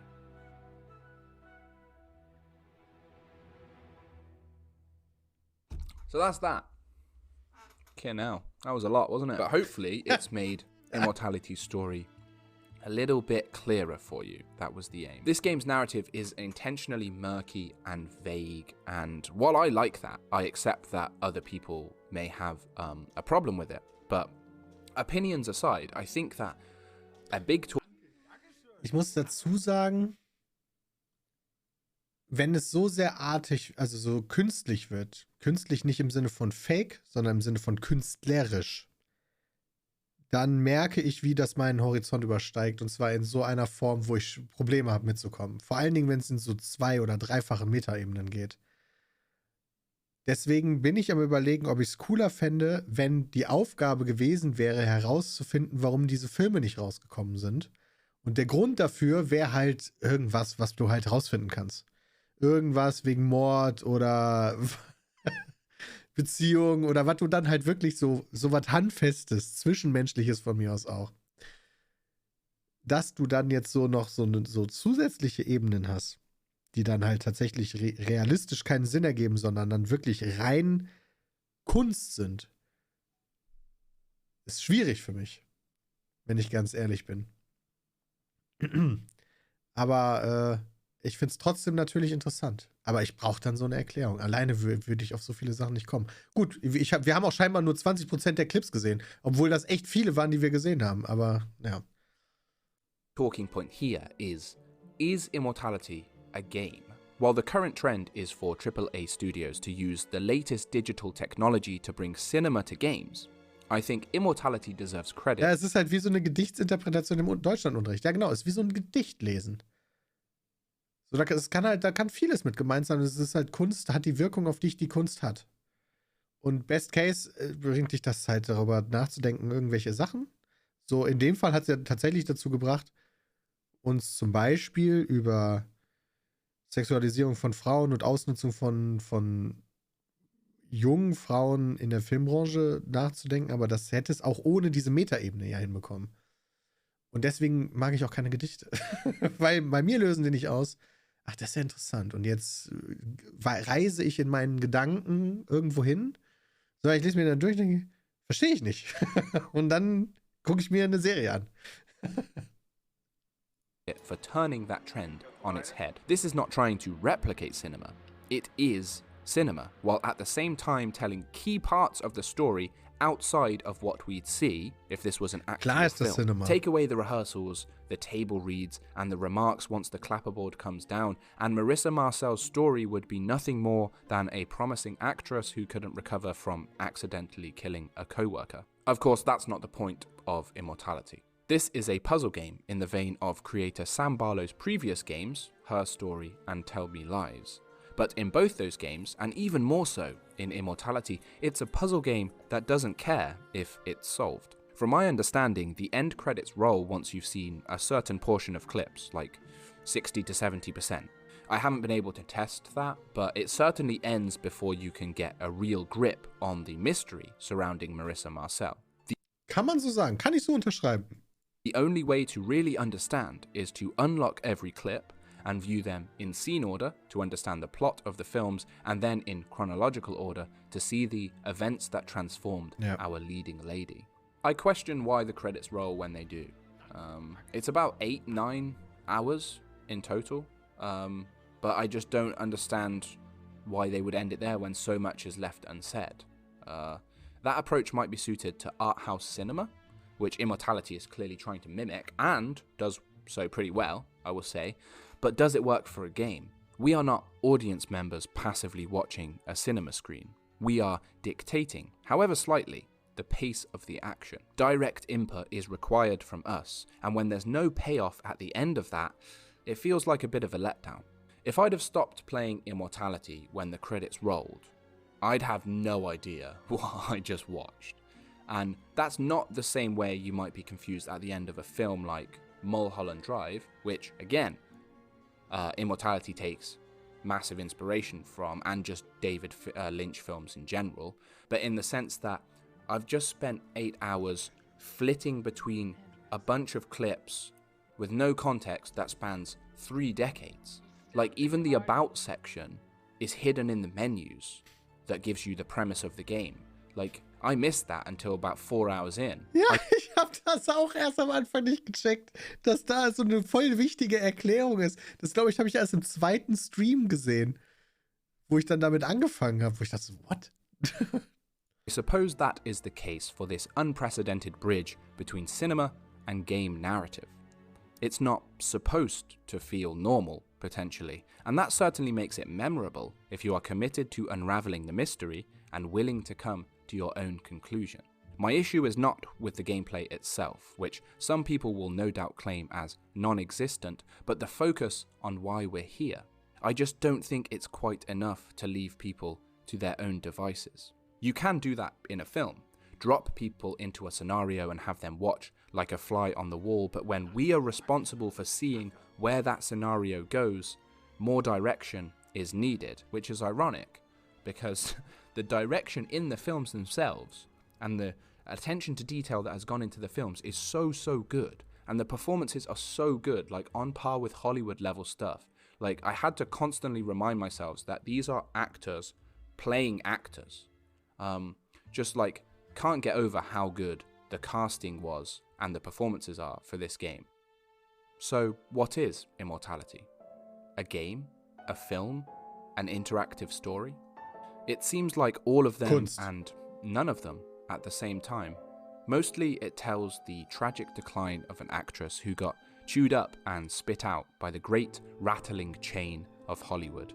This was told over 3 films rather than 1, and those films are not made traditionally. They might need to be watched linearly in order to piece together the story, but Immortality's core game mechanic of flitting through time and cinematic genre leaves the player reeling in those early moments. It is then up to you how far you descend into the rabbit hole, and anything that uses a mechanic, however slight, can be considered a game in my eyes. Immortality's narrative transcends the movie theatre. Other games have done that, but Immortality also transcends your sofa or gaming chair with controller in hand. It seeps into the realms of online forums and explainer videos, like this one. It is not enough to play from start to finish. We must dig deeper, we must debate and discuss, fuel the fires of intrigue. For every scene, every take has been bathed in motif, blackened with foreshadowing that spans decades. In a world where every answer to every question can be accessed in a few moments online, there is something exciting about a curiosity that has no end. As we each delve deeper into Immortality, we become lost in our own interpretation, and as perceptions clash, new life is breathed into the art, a rhythmic rise and fall of immortal life. This art tells the rise and fall of Marissa Marcel. What you fear the most is death and pain. We wanted to create the purest image of that. What is your name? Marissa Marcel. My copy of the script says they kiss passionately. I think you're going to be a huge deal, Miss Marcel. Sweet innocence. Now look at Matilda. Pure carnality. I live to serve you. Live to serve you. Was that good, John? Would you sell your soul if I asked you? Are you ready for a satanic fuck? That's what it says in the script, Arthur. Marissa, you good? John, can I have my lead actress for the shot she's in? Roll on this a while, and then you finish with a big orgasm. Making a movie is about capturing the light that bounces off your skin and recording it on film and then releasing it to the audience in the theaters. When you're sat in the theater, the light that hits your eye, it's part of this chemical chain that reaches back to and touches my skin. I think in that way, if we'd make movies that show more of the body, it could be a powerful magic. That is amazing. You are smarter than you look. I made some movies. With each one, I try to make it perfect. I want to set up the ideas and characters and then shoot them like a documentary. I want to capture something alive. I'm going to seduce concrete. You're okay with this job? Why me? Am I the boss, Marissa? You are. What for us to touch you? This is all good. I mean, let me think about it. Okay. Have them here. No, I like seeing Goodman alone. I'm really excited about this movie we're making tonight. John, Marissa. No. I thought I was seducing you. You want it to look real. It's a movie. It's No! Do you know any artists that aren't disgusting? Think he elevates you? Movies are art. He's an artist. He's a child playing. John liked the mystery. He didn't like there being an answer. And that the answer was that I was bigger than him he didn't like. Do you sleep with all your actresses? As a rule, yes. An artist should be familiar with his material. Well, then you should fuck Carl, too. Careful what you wish for. We all know what happens to Minsky. There's a life cycle to an artist. It's very important to get the timing right. Speak nicely, your eyes are treating me like me. Everyone is trying to take advantage of you. Everyone. We should do this for real sometime. Marissa, not Maria. You taught me to never point a gun at someone unless you're prepared to use it. I guess that's the challenge with the filmmaking. How to make her a murderer and sympathetic. The great miracle of this world is that women do so little murdering. I should put that in the movie. You don't get to fix my line reads this time. Let's go again. We can pick it out. I wanted the master. It's late. You need to sleep. I'll sleep when I'm dead. Let's go. You don't think for a second that you don't deserve this. I'm sure she thought of herself as some kind of artist, but when you get that famous, you're basically a whore. No. You can't give me what I want. I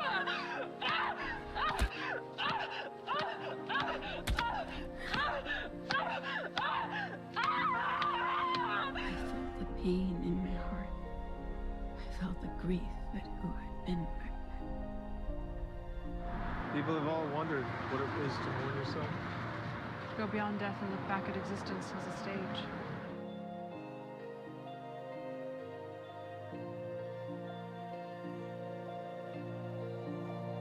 Keep rolling. I want to go straight into another one.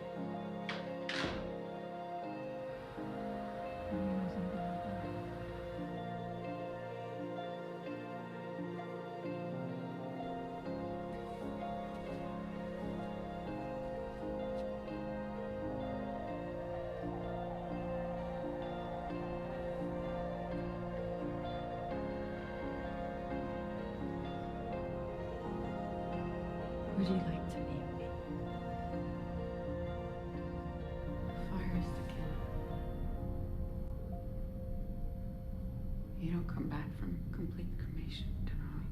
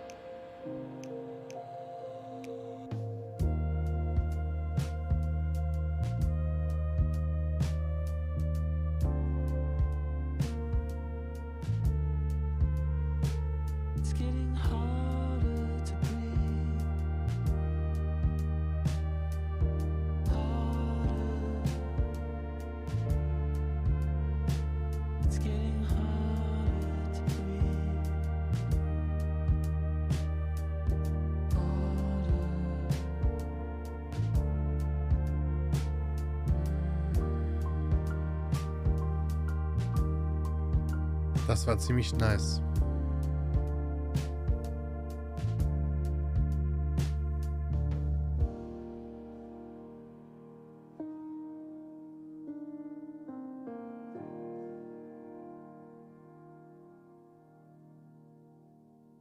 To movies. To movies. The Movies. Aber Sam, du hast noch mehr. Das war's noch nicht, auch wenn das ein tolles, tolles, tolles Ende gewesen wäre. Oh, er hat ein Video zu Outer Wilds auch. Oh mein Gott. Er hat ein Video zu Outer Dim. Obra Dinn. Nee, der mag Spiele, die ich mag. Immortality's premise. Also, das wäre ein schönes Ende gewesen. Oh! Die Schauspielerin ist offline gegangen mittlerweile. Naja. Ein andermal. Is uncovering what happened to Marissa Marcel. It's right there in the game's About page. But within this game, that is mired in mystery and intrigue, the real question is, who is the one? A question that, despite my previous video literally being titled Immortality, Story Explained, I could not wholly answer. But since spending more time with the game, since the discourse has grown, and since I got a chance to sit down and talk to the one herself. Oh, wie cool ist denn das? The wonderful Charlotte Molin, I'm a lot closer to the answer. So we are diving into Immortality spoilers straight off the bat. So let's get that out of the way first. I am approaching this video as if you have played Immortality or watched someone play it, and you are familiar with the concept of the game, the films in the game, and the main characters. If not, my previous video, Immortality Story Kind of Explained, I dive into the synopses of the films, the characters, particularly Marissa's journey. So if you want to be reminded of it, or you want more detail on that, please go check out my first video first. Watch about the first 20 to 30 minutes of it before you get to the section titled Who is the One? Because that's where I was about to say it falls apart. We'll call it open-ended and interpretational, which is still the case. Das hätte ich mal vorher wissen müssen. Wir haben uns das ganze Video angeguckt. Wobei das Ende war schon so geil.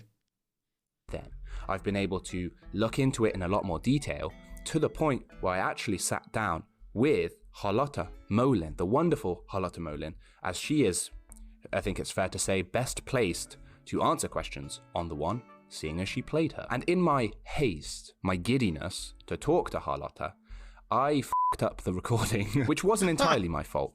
The record function in Google, I didn't realize, is locked behind a paywall. So that was my first intention.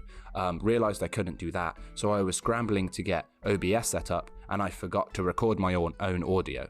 So I can't show you the full recording because it's just me mouthing with rather over-exaggerated hand gestures without you knowing anything I'm talking about, which is kind of the case for most of my videos. So I'm gonna have to get a little bit cute with the edit and kind of weave the questions I asked in the actual interview into the present, which may sound a little bit forced, but I have faith, and I think we're gonna pull through, don't you, Charlotte?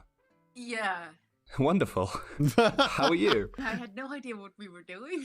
She didn't actually say that. I've cut that together. I don't know if that's going to work out like I had it in my head. Probably not. So let's move on. Let's dive into the longest thread in Immortality's constantly unraveling plot. Who is the one? I think you're right there, where they are physical beings, but they have been around forever. They're not humans. They take on human forms. What? And have been doing that for centuries.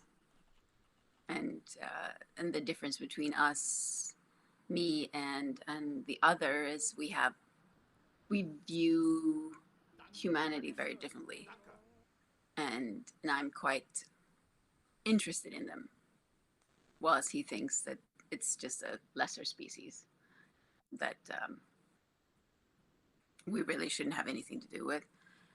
And I think it's beautiful. And I like your interpretation of it, because a lot of it is this interpretation of art. Okay, sie weiß es halt auch nicht.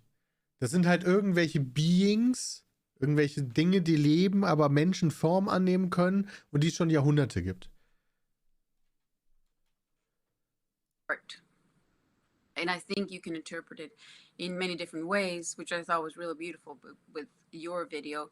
Because it is so many different things. It is about art and about how, I mean, how women have been treated in this industry, and it was fantastic to actually be able to tell the truth. That is something that my character can do, because she doesn't care. Like, no one, I don't need a director. I don't need any of these things, and I can tell them the truth. The one and the other are supernatural beings, be they astral. Okay, supernatürliche Ebene. Sie sind astral, Freunde. Celestial, biblical, demonic, we don't know. But they are beings that predate humanity, able to live on indefinitely providing they have a host. Parasitic in nature, they latch on to their host, not only inhabiting their physical form, but sharing their memories, perhaps even their beliefs and worldviews. The one and the other have done this for a long, long time, as we see a few of their previous hosts in Immortality's reversed footage. We hear of others, the starring cast of the Bible, the oldest and greatest story of all. Was dead without past. The ascension was left to their imagination. The one is fascinated by... Okay, hat gerade wirklich sie mit Adam und Eva verglichen. Was natürlich bei der ganzen Symbolik Sinn ergeben würde.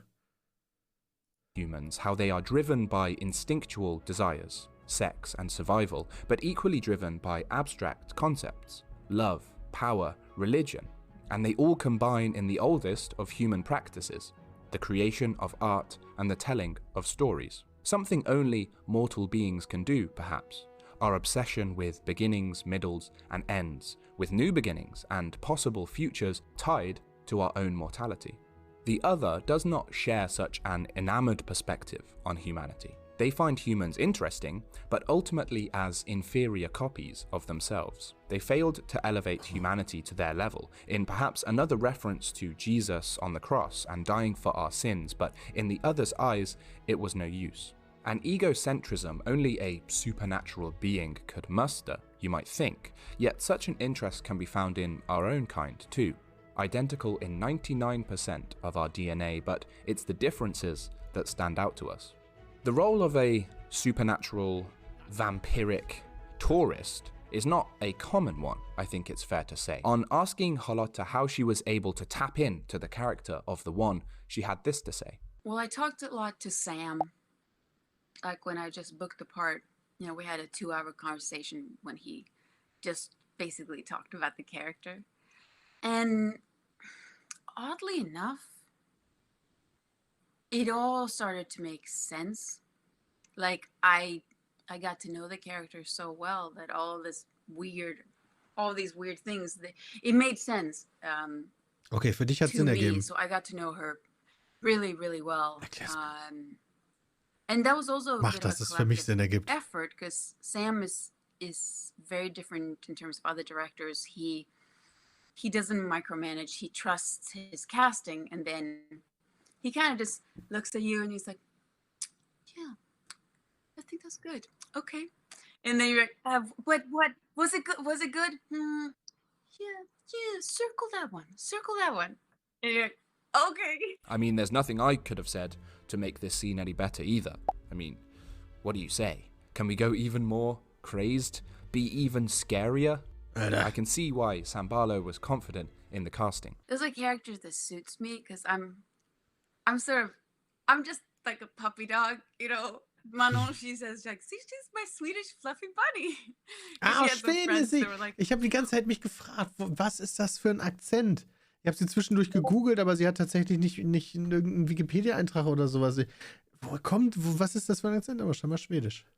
Oh, we're so worried. We're gonna meet her and she's so scary, and then I come in and it's like, Hast du geschrieben? Sorry, habe ich nicht gesehen. But I have this side of me that like I don't let out, obviously,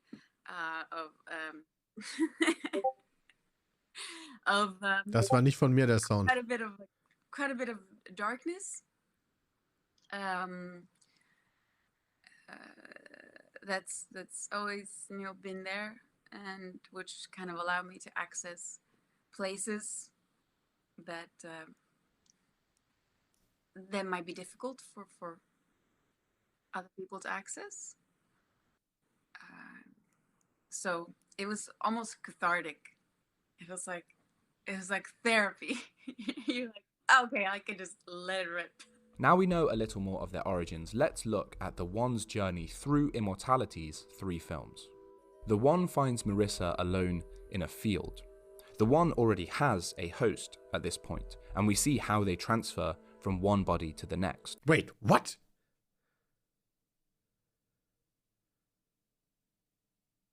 Okay.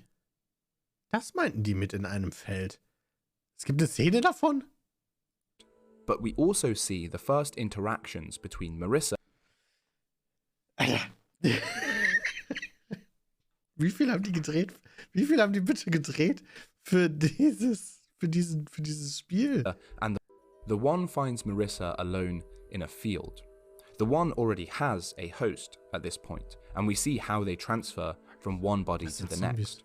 But we also see the first interactions between Marissa and the One's true form, presumably as the wires of their psyches entangle.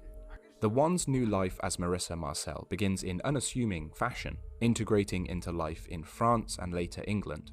Arthur Fisher asks Marissa to audition for his upcoming film Ambrosio.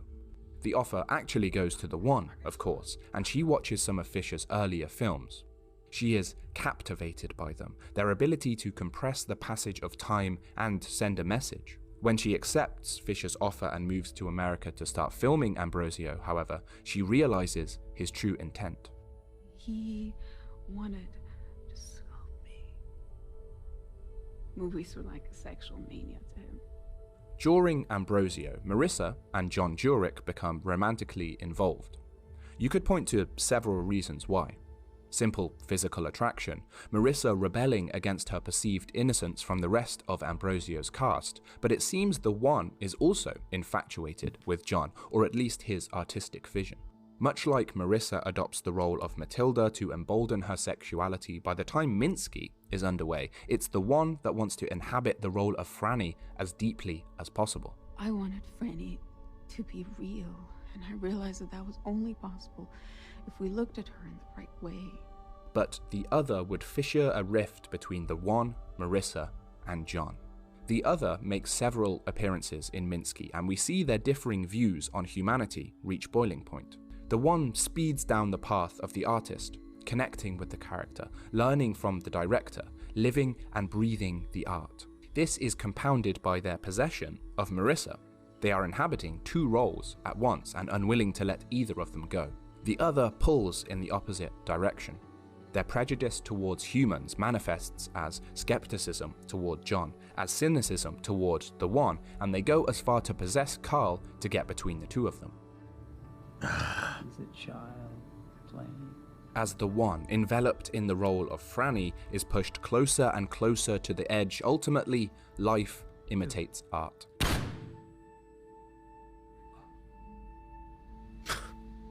I'm the one who killed Minsky.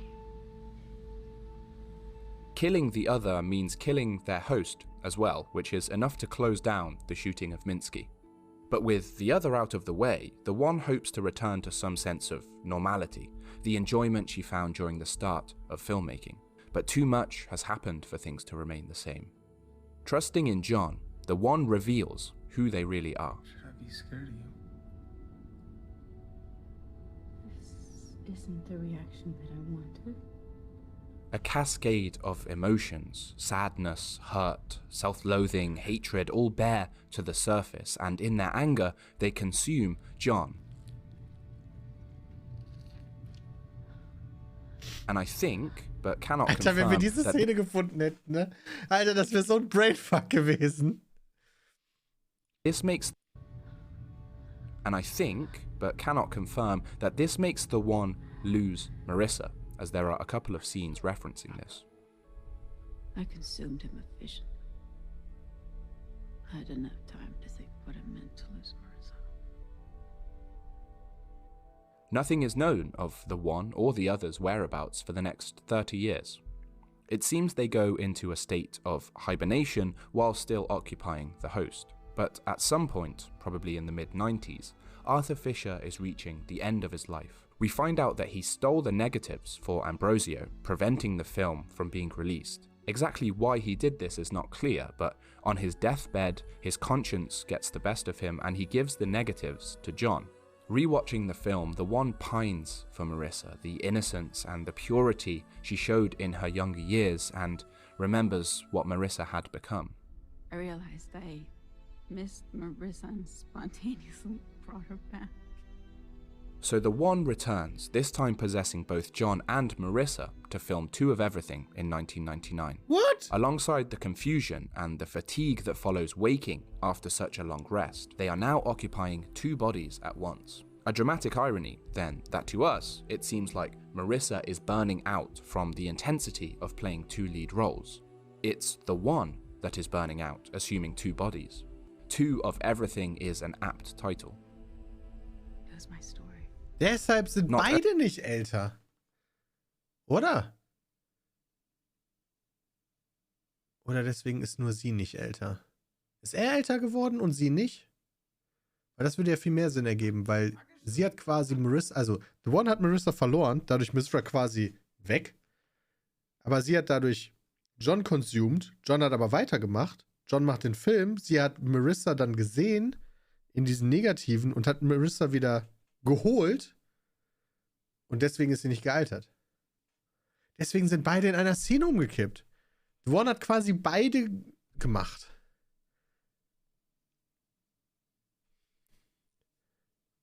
War John auch weg? Ja, das kann auch sein. Das ist ja insane. Alter. Only this, but another has returned in 1999. Ja, another ist Amy auch zurück. Archer sees Carl's death on screen, and through this, the other is reborn. I watched him die on the screen. Wait. Die hat... Das ist damit gemeint. Die Schauspielerin hat die Szene gesehen, wo jemand on-screen erschossen wird und dadurch ist die Other back gekommen. This, but another has returned in 1999. Amy Archer sees Carl's death on screen, and through this, the other is reborn. I watched him die on the screen.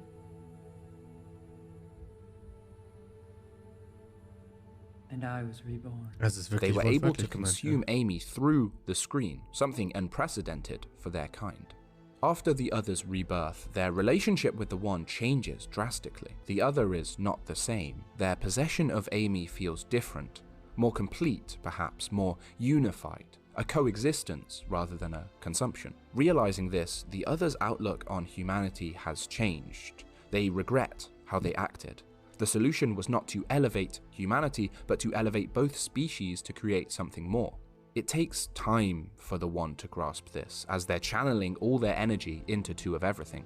It is to be their magnum opus, and it will take all the strength they can manage. The other urges them to rest, to slow down, but the one refuses. It's late. You need to sleep. I'll sleep when I'm dead. Let's go. From mental exhaustion to physical pain, the body shutting down, the one will not stop. But the well is empty. They collapse while filming. Marissa is seen frozen in place, and even when removing John from later scenes so they can focus purely on Marissa, the burden is simply too much to bear. Finally, at their lowest point, the one realizes they are fighting a losing battle. They cannot continue. I die the way you died. I love you more. Their last request is to take on this new form as the other has. Rebirth requires a true death, a complete death. Fire is the killer. You don't come back from complete cremation, Denaro.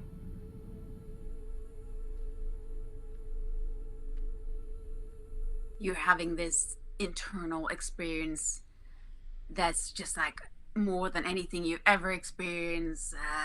Like you're rewriting your own code, but you're not saying anything, you're not doing... Ja, okay, also, wie Suzuki sagt, ich finde halt nice, dass die Story auch funktioniert ohne The One und The Other, aber mit ihnen gibt es eine ganz andere Ebene. Und das stimmt. Ich glaube, die Story hätte auch super funktioniert, wenn wir nie zurückgespult hätten sozusagen, aber alle Clips gefunden hätten.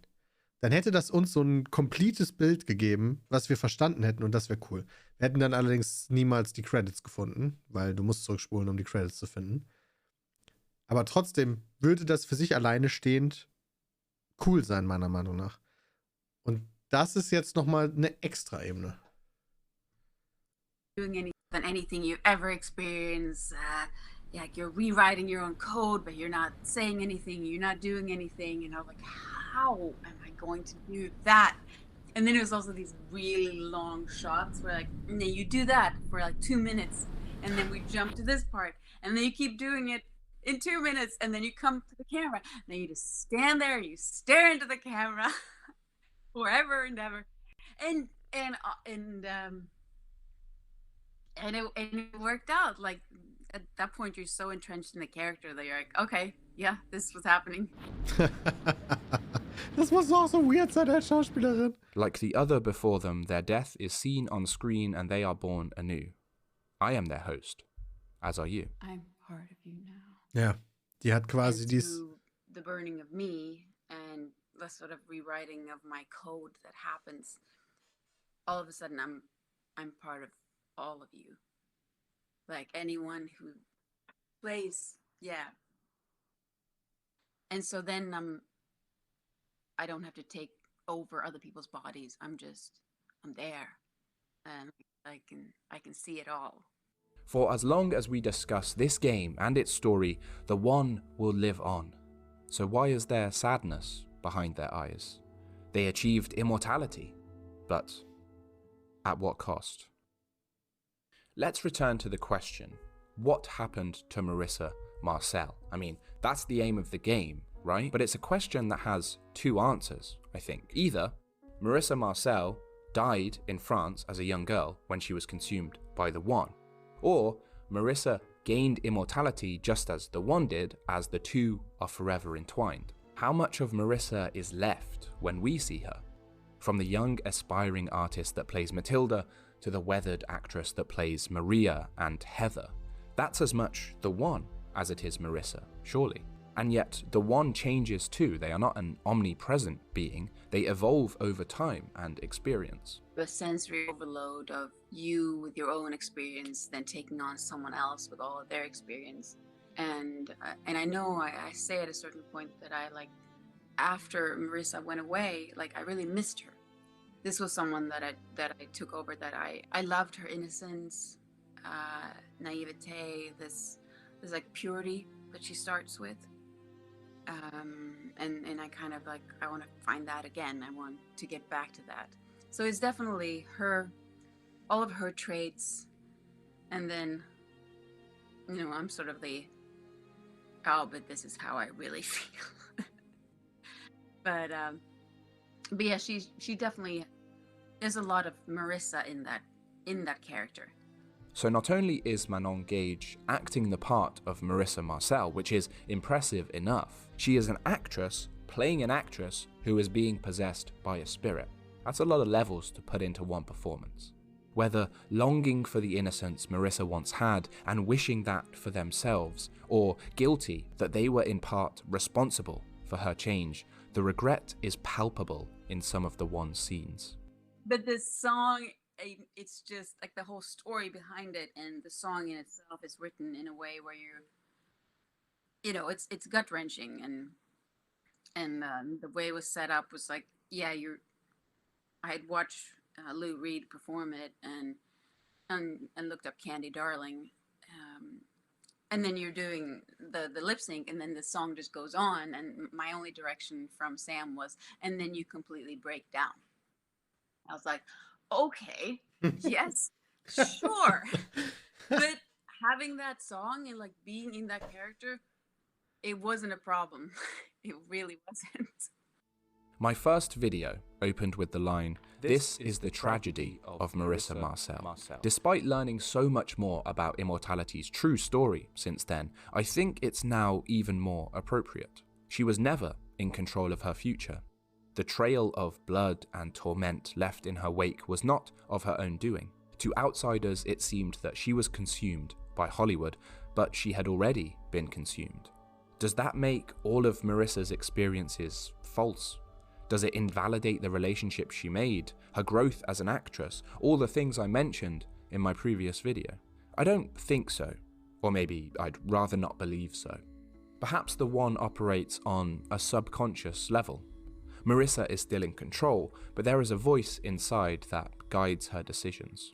Find someone that does something they love to do and ask them, why do you do it? Why do you keep going in the face of adversity when so often it gives nothing back? Often, they can't answer. They just do. They cannot envision living life another way. There is something else calling to them. The tragedy is that once the One consumes us, the real Marissa is gone. Another human checkpoint that got the One from lifetime to lifetime. The final checkpoint before true immortality, the transcendence of art, of race, being, consciousness. But not for the real Marissa Marcel. To the outsider, she was a casualty of Hollywood, sculpted by the perversion of the male gaze. But to us, those that know her true story, was she not a casualty of the One's grandiose ambitions? If so, perhaps my initial interpretation of the One wasn't so far off. Whether human or something else entirely, such a narrow focus on the thing you want most has the potential to leave destruction in its path. Or perhaps the truth is that even supernatural beings aren't immune to the allure of Hollywood. Does this make the One the antagonist? Should we fear them, loathe them, pity them? I'll leave that for you to decide. Art's purpose is to be perceived, to evoke an emotional response. The best art often does so in layers. We have surface-level scenes that do this, our reactions to Ambrosio or Minsky as if they were real films. Behind the scenes, we see the emotional toil Marissa undergoes at the hands of Arthur Fisher and John Jurek. We see how she is mistreated, a parallel to the real-life objectification of women in cinema. Thin wisps of mystery keep us engaged, and piecing it all together, we find brand new motives and truths that completely flip the script. But as we continue to bury to immortality's center, we find it rotting. Why do people subject themselves to the churn of the Hollywood machine? For the pursuit of true art, perhaps? To exist beyond our physical form? I can relate to that on a much smaller scale. The sense that these videos, and hopefully their messages, will outlive my own body. That brings me comfort because such videos are crafted and refined. They show how my brain works when given time to gesticulate on things, which... Ich frage mich auch manchmal, ob unsere Videos noch geschaut werden, wenn ich schon tot bin. Also Best Case natürlich an Altersschwäche gestorben. Aber ob irgendjemand dann noch mal auf ein Pizmeet-Video klickt, wenn ich schon längst tot bin. Voll die crazy Vorstellung. I have much more trouble doing in the moment because that same brain is busy worrying about what people think of me. I know that's shallow. Probably lies at the intersection of anxiety and ego. But just as art and stories are one of the oldest of human practices, there is something instinctual about judging them, the people who make them, the people in them. Such motivations make for fine fuel. We see people like Fisher as the problem, those who abuse their position of power. People like John, who sacrifice the well-being of others in their own selfish pursuits. The One has this fascination with humanity. She's also, she wants to be part of it. And through Marissa, that's how she's going to be part of it. And in terms of that, it's actually finding, humans that understand you, that eventually you can maybe tell them who you really are and be accepted in the human world. And she feels that, like I feel that, but that ends up getting, I end up getting very disappointed at the end with John. And it wasn't, and like so often in this industry, it wasn't me that he wanted. It wasn't like to really get to know me. It was about making art and using someone as a means of making art. And we judge these people from the outside, but that itself is an integral cog in the machine. It creates interest, and interest brings eyes to the screen and money in pockets. Hollywood may prey on the naivety of an aspiring artist. It may even prey on the intrigue of supernatural beings. It is a ravenous predator, but we feed on the scraps. We consume whatever the machine spits out. We are the proof that Hollywood works, and Immortality knows it. I think that's really beautiful. Oh, thanks. It's very kind of you. I really wish I could share the whole interview with Harlotta because she is just wonderful, and I cannot thank her enough for sitting down and letting me unpick her brains. Pick her brains? Unpick? Unpick sounds a lot more kind of gross. Anyway, I hopefully will have chance to speak to Harlotta again once a little bit further down the line, because this game is still so new. It's only been out a month. I think it just feels longer for me because I cannot stop digging into it. And despite making these videos, you would think that would clear things up, but it actually just brings more questions. Is the one and the other really Jesus and Mary? You're telling me that? You're gonna just say the Bible's, just throw the Bible out, be like, that was just vampires messing around. So if you have any questions, feel free to drop them in the comments below, and if I do get a chance to talk to Harlotta again. Also, sehr, sehr, sehr coole Videos, muss ich sagen, Sam. Witzigerweise heißt der Director des Spiels ja auch Sam. Beide Sams, good work.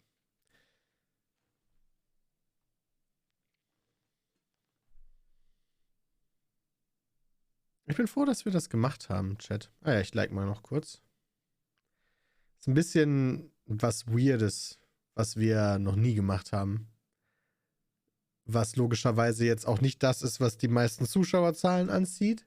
Aber ich habe es angefangen und auch bis zu Ende durchgezogen. Und ich bin froh, dass ich es gemacht habe. Und ich bin sehr dankbar euch, dass ihr mitgezogen seid. Bis zum Ende. Weil es ist weird, es ist komplex. Selbst ohne diese Metaebene ist es ein weirdes Spiel. Weil es ein sehr, naja, du guckst dir halt Filmschnitzel an und musst die irgendwie analysieren, so, ne? Selbst dann ist es schon weird, so. Und mit dieser zusätzlichen Ebene darüber, dass das supernatürliche Wesen sind, die andere menschliche Wesen übernehmen und steuern, macht das Ganze nur noch weirder, obwohl tatsächlich die endliche Aussage sogar fast die gleiche bleibt. Krass. Was für ein faszinierendes Kunststück. Immortality. Ich habe noch nie so ein Spiel gespielt. Es ist wirklich faszinierend gewesen. Schade, dass wir natürlich diese Credits hatten, so, bevor wir so viel noch von dem Spiel gesehen haben, was noch nicht da ist. Aber das haben wir jetzt hoffentlich durch die Videos so größtenteils nachgeholt zumindest. Und jetzt sind wir am Ende angekommen.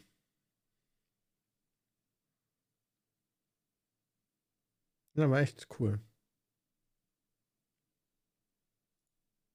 Jetzt ist die Schauspielerin leider nicht mehr online. Und wir können sie nicht mehr raiden.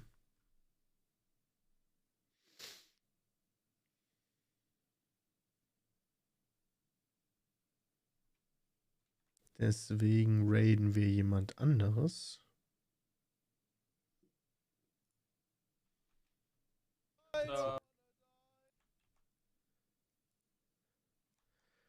Und zwar heute Mango. Dankeschön. Danke.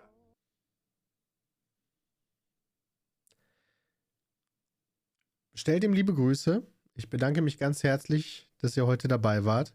Ich wünsche euch eine gute Nacht und auch danke an die, die gesubbt haben, wie Lautkind oder Lautkind, Blackhaar, Nigolive, Gizmo, Ruhrpotter, Checky Mackie, Ledupsa, Trantier, Smith, Romano, Furry Teddybär, der Hurz, Tobrich, Krawall und allen anderen. Und vielen lieben Dank auch natürlich an die Mods, die heute Abend hier zwischendurch dabei waren, auch wenn es sicherlich sehr verwirrend war. Danke euch für die schöne Reise und euch jetzt noch einen schönen Abend. Haut rein.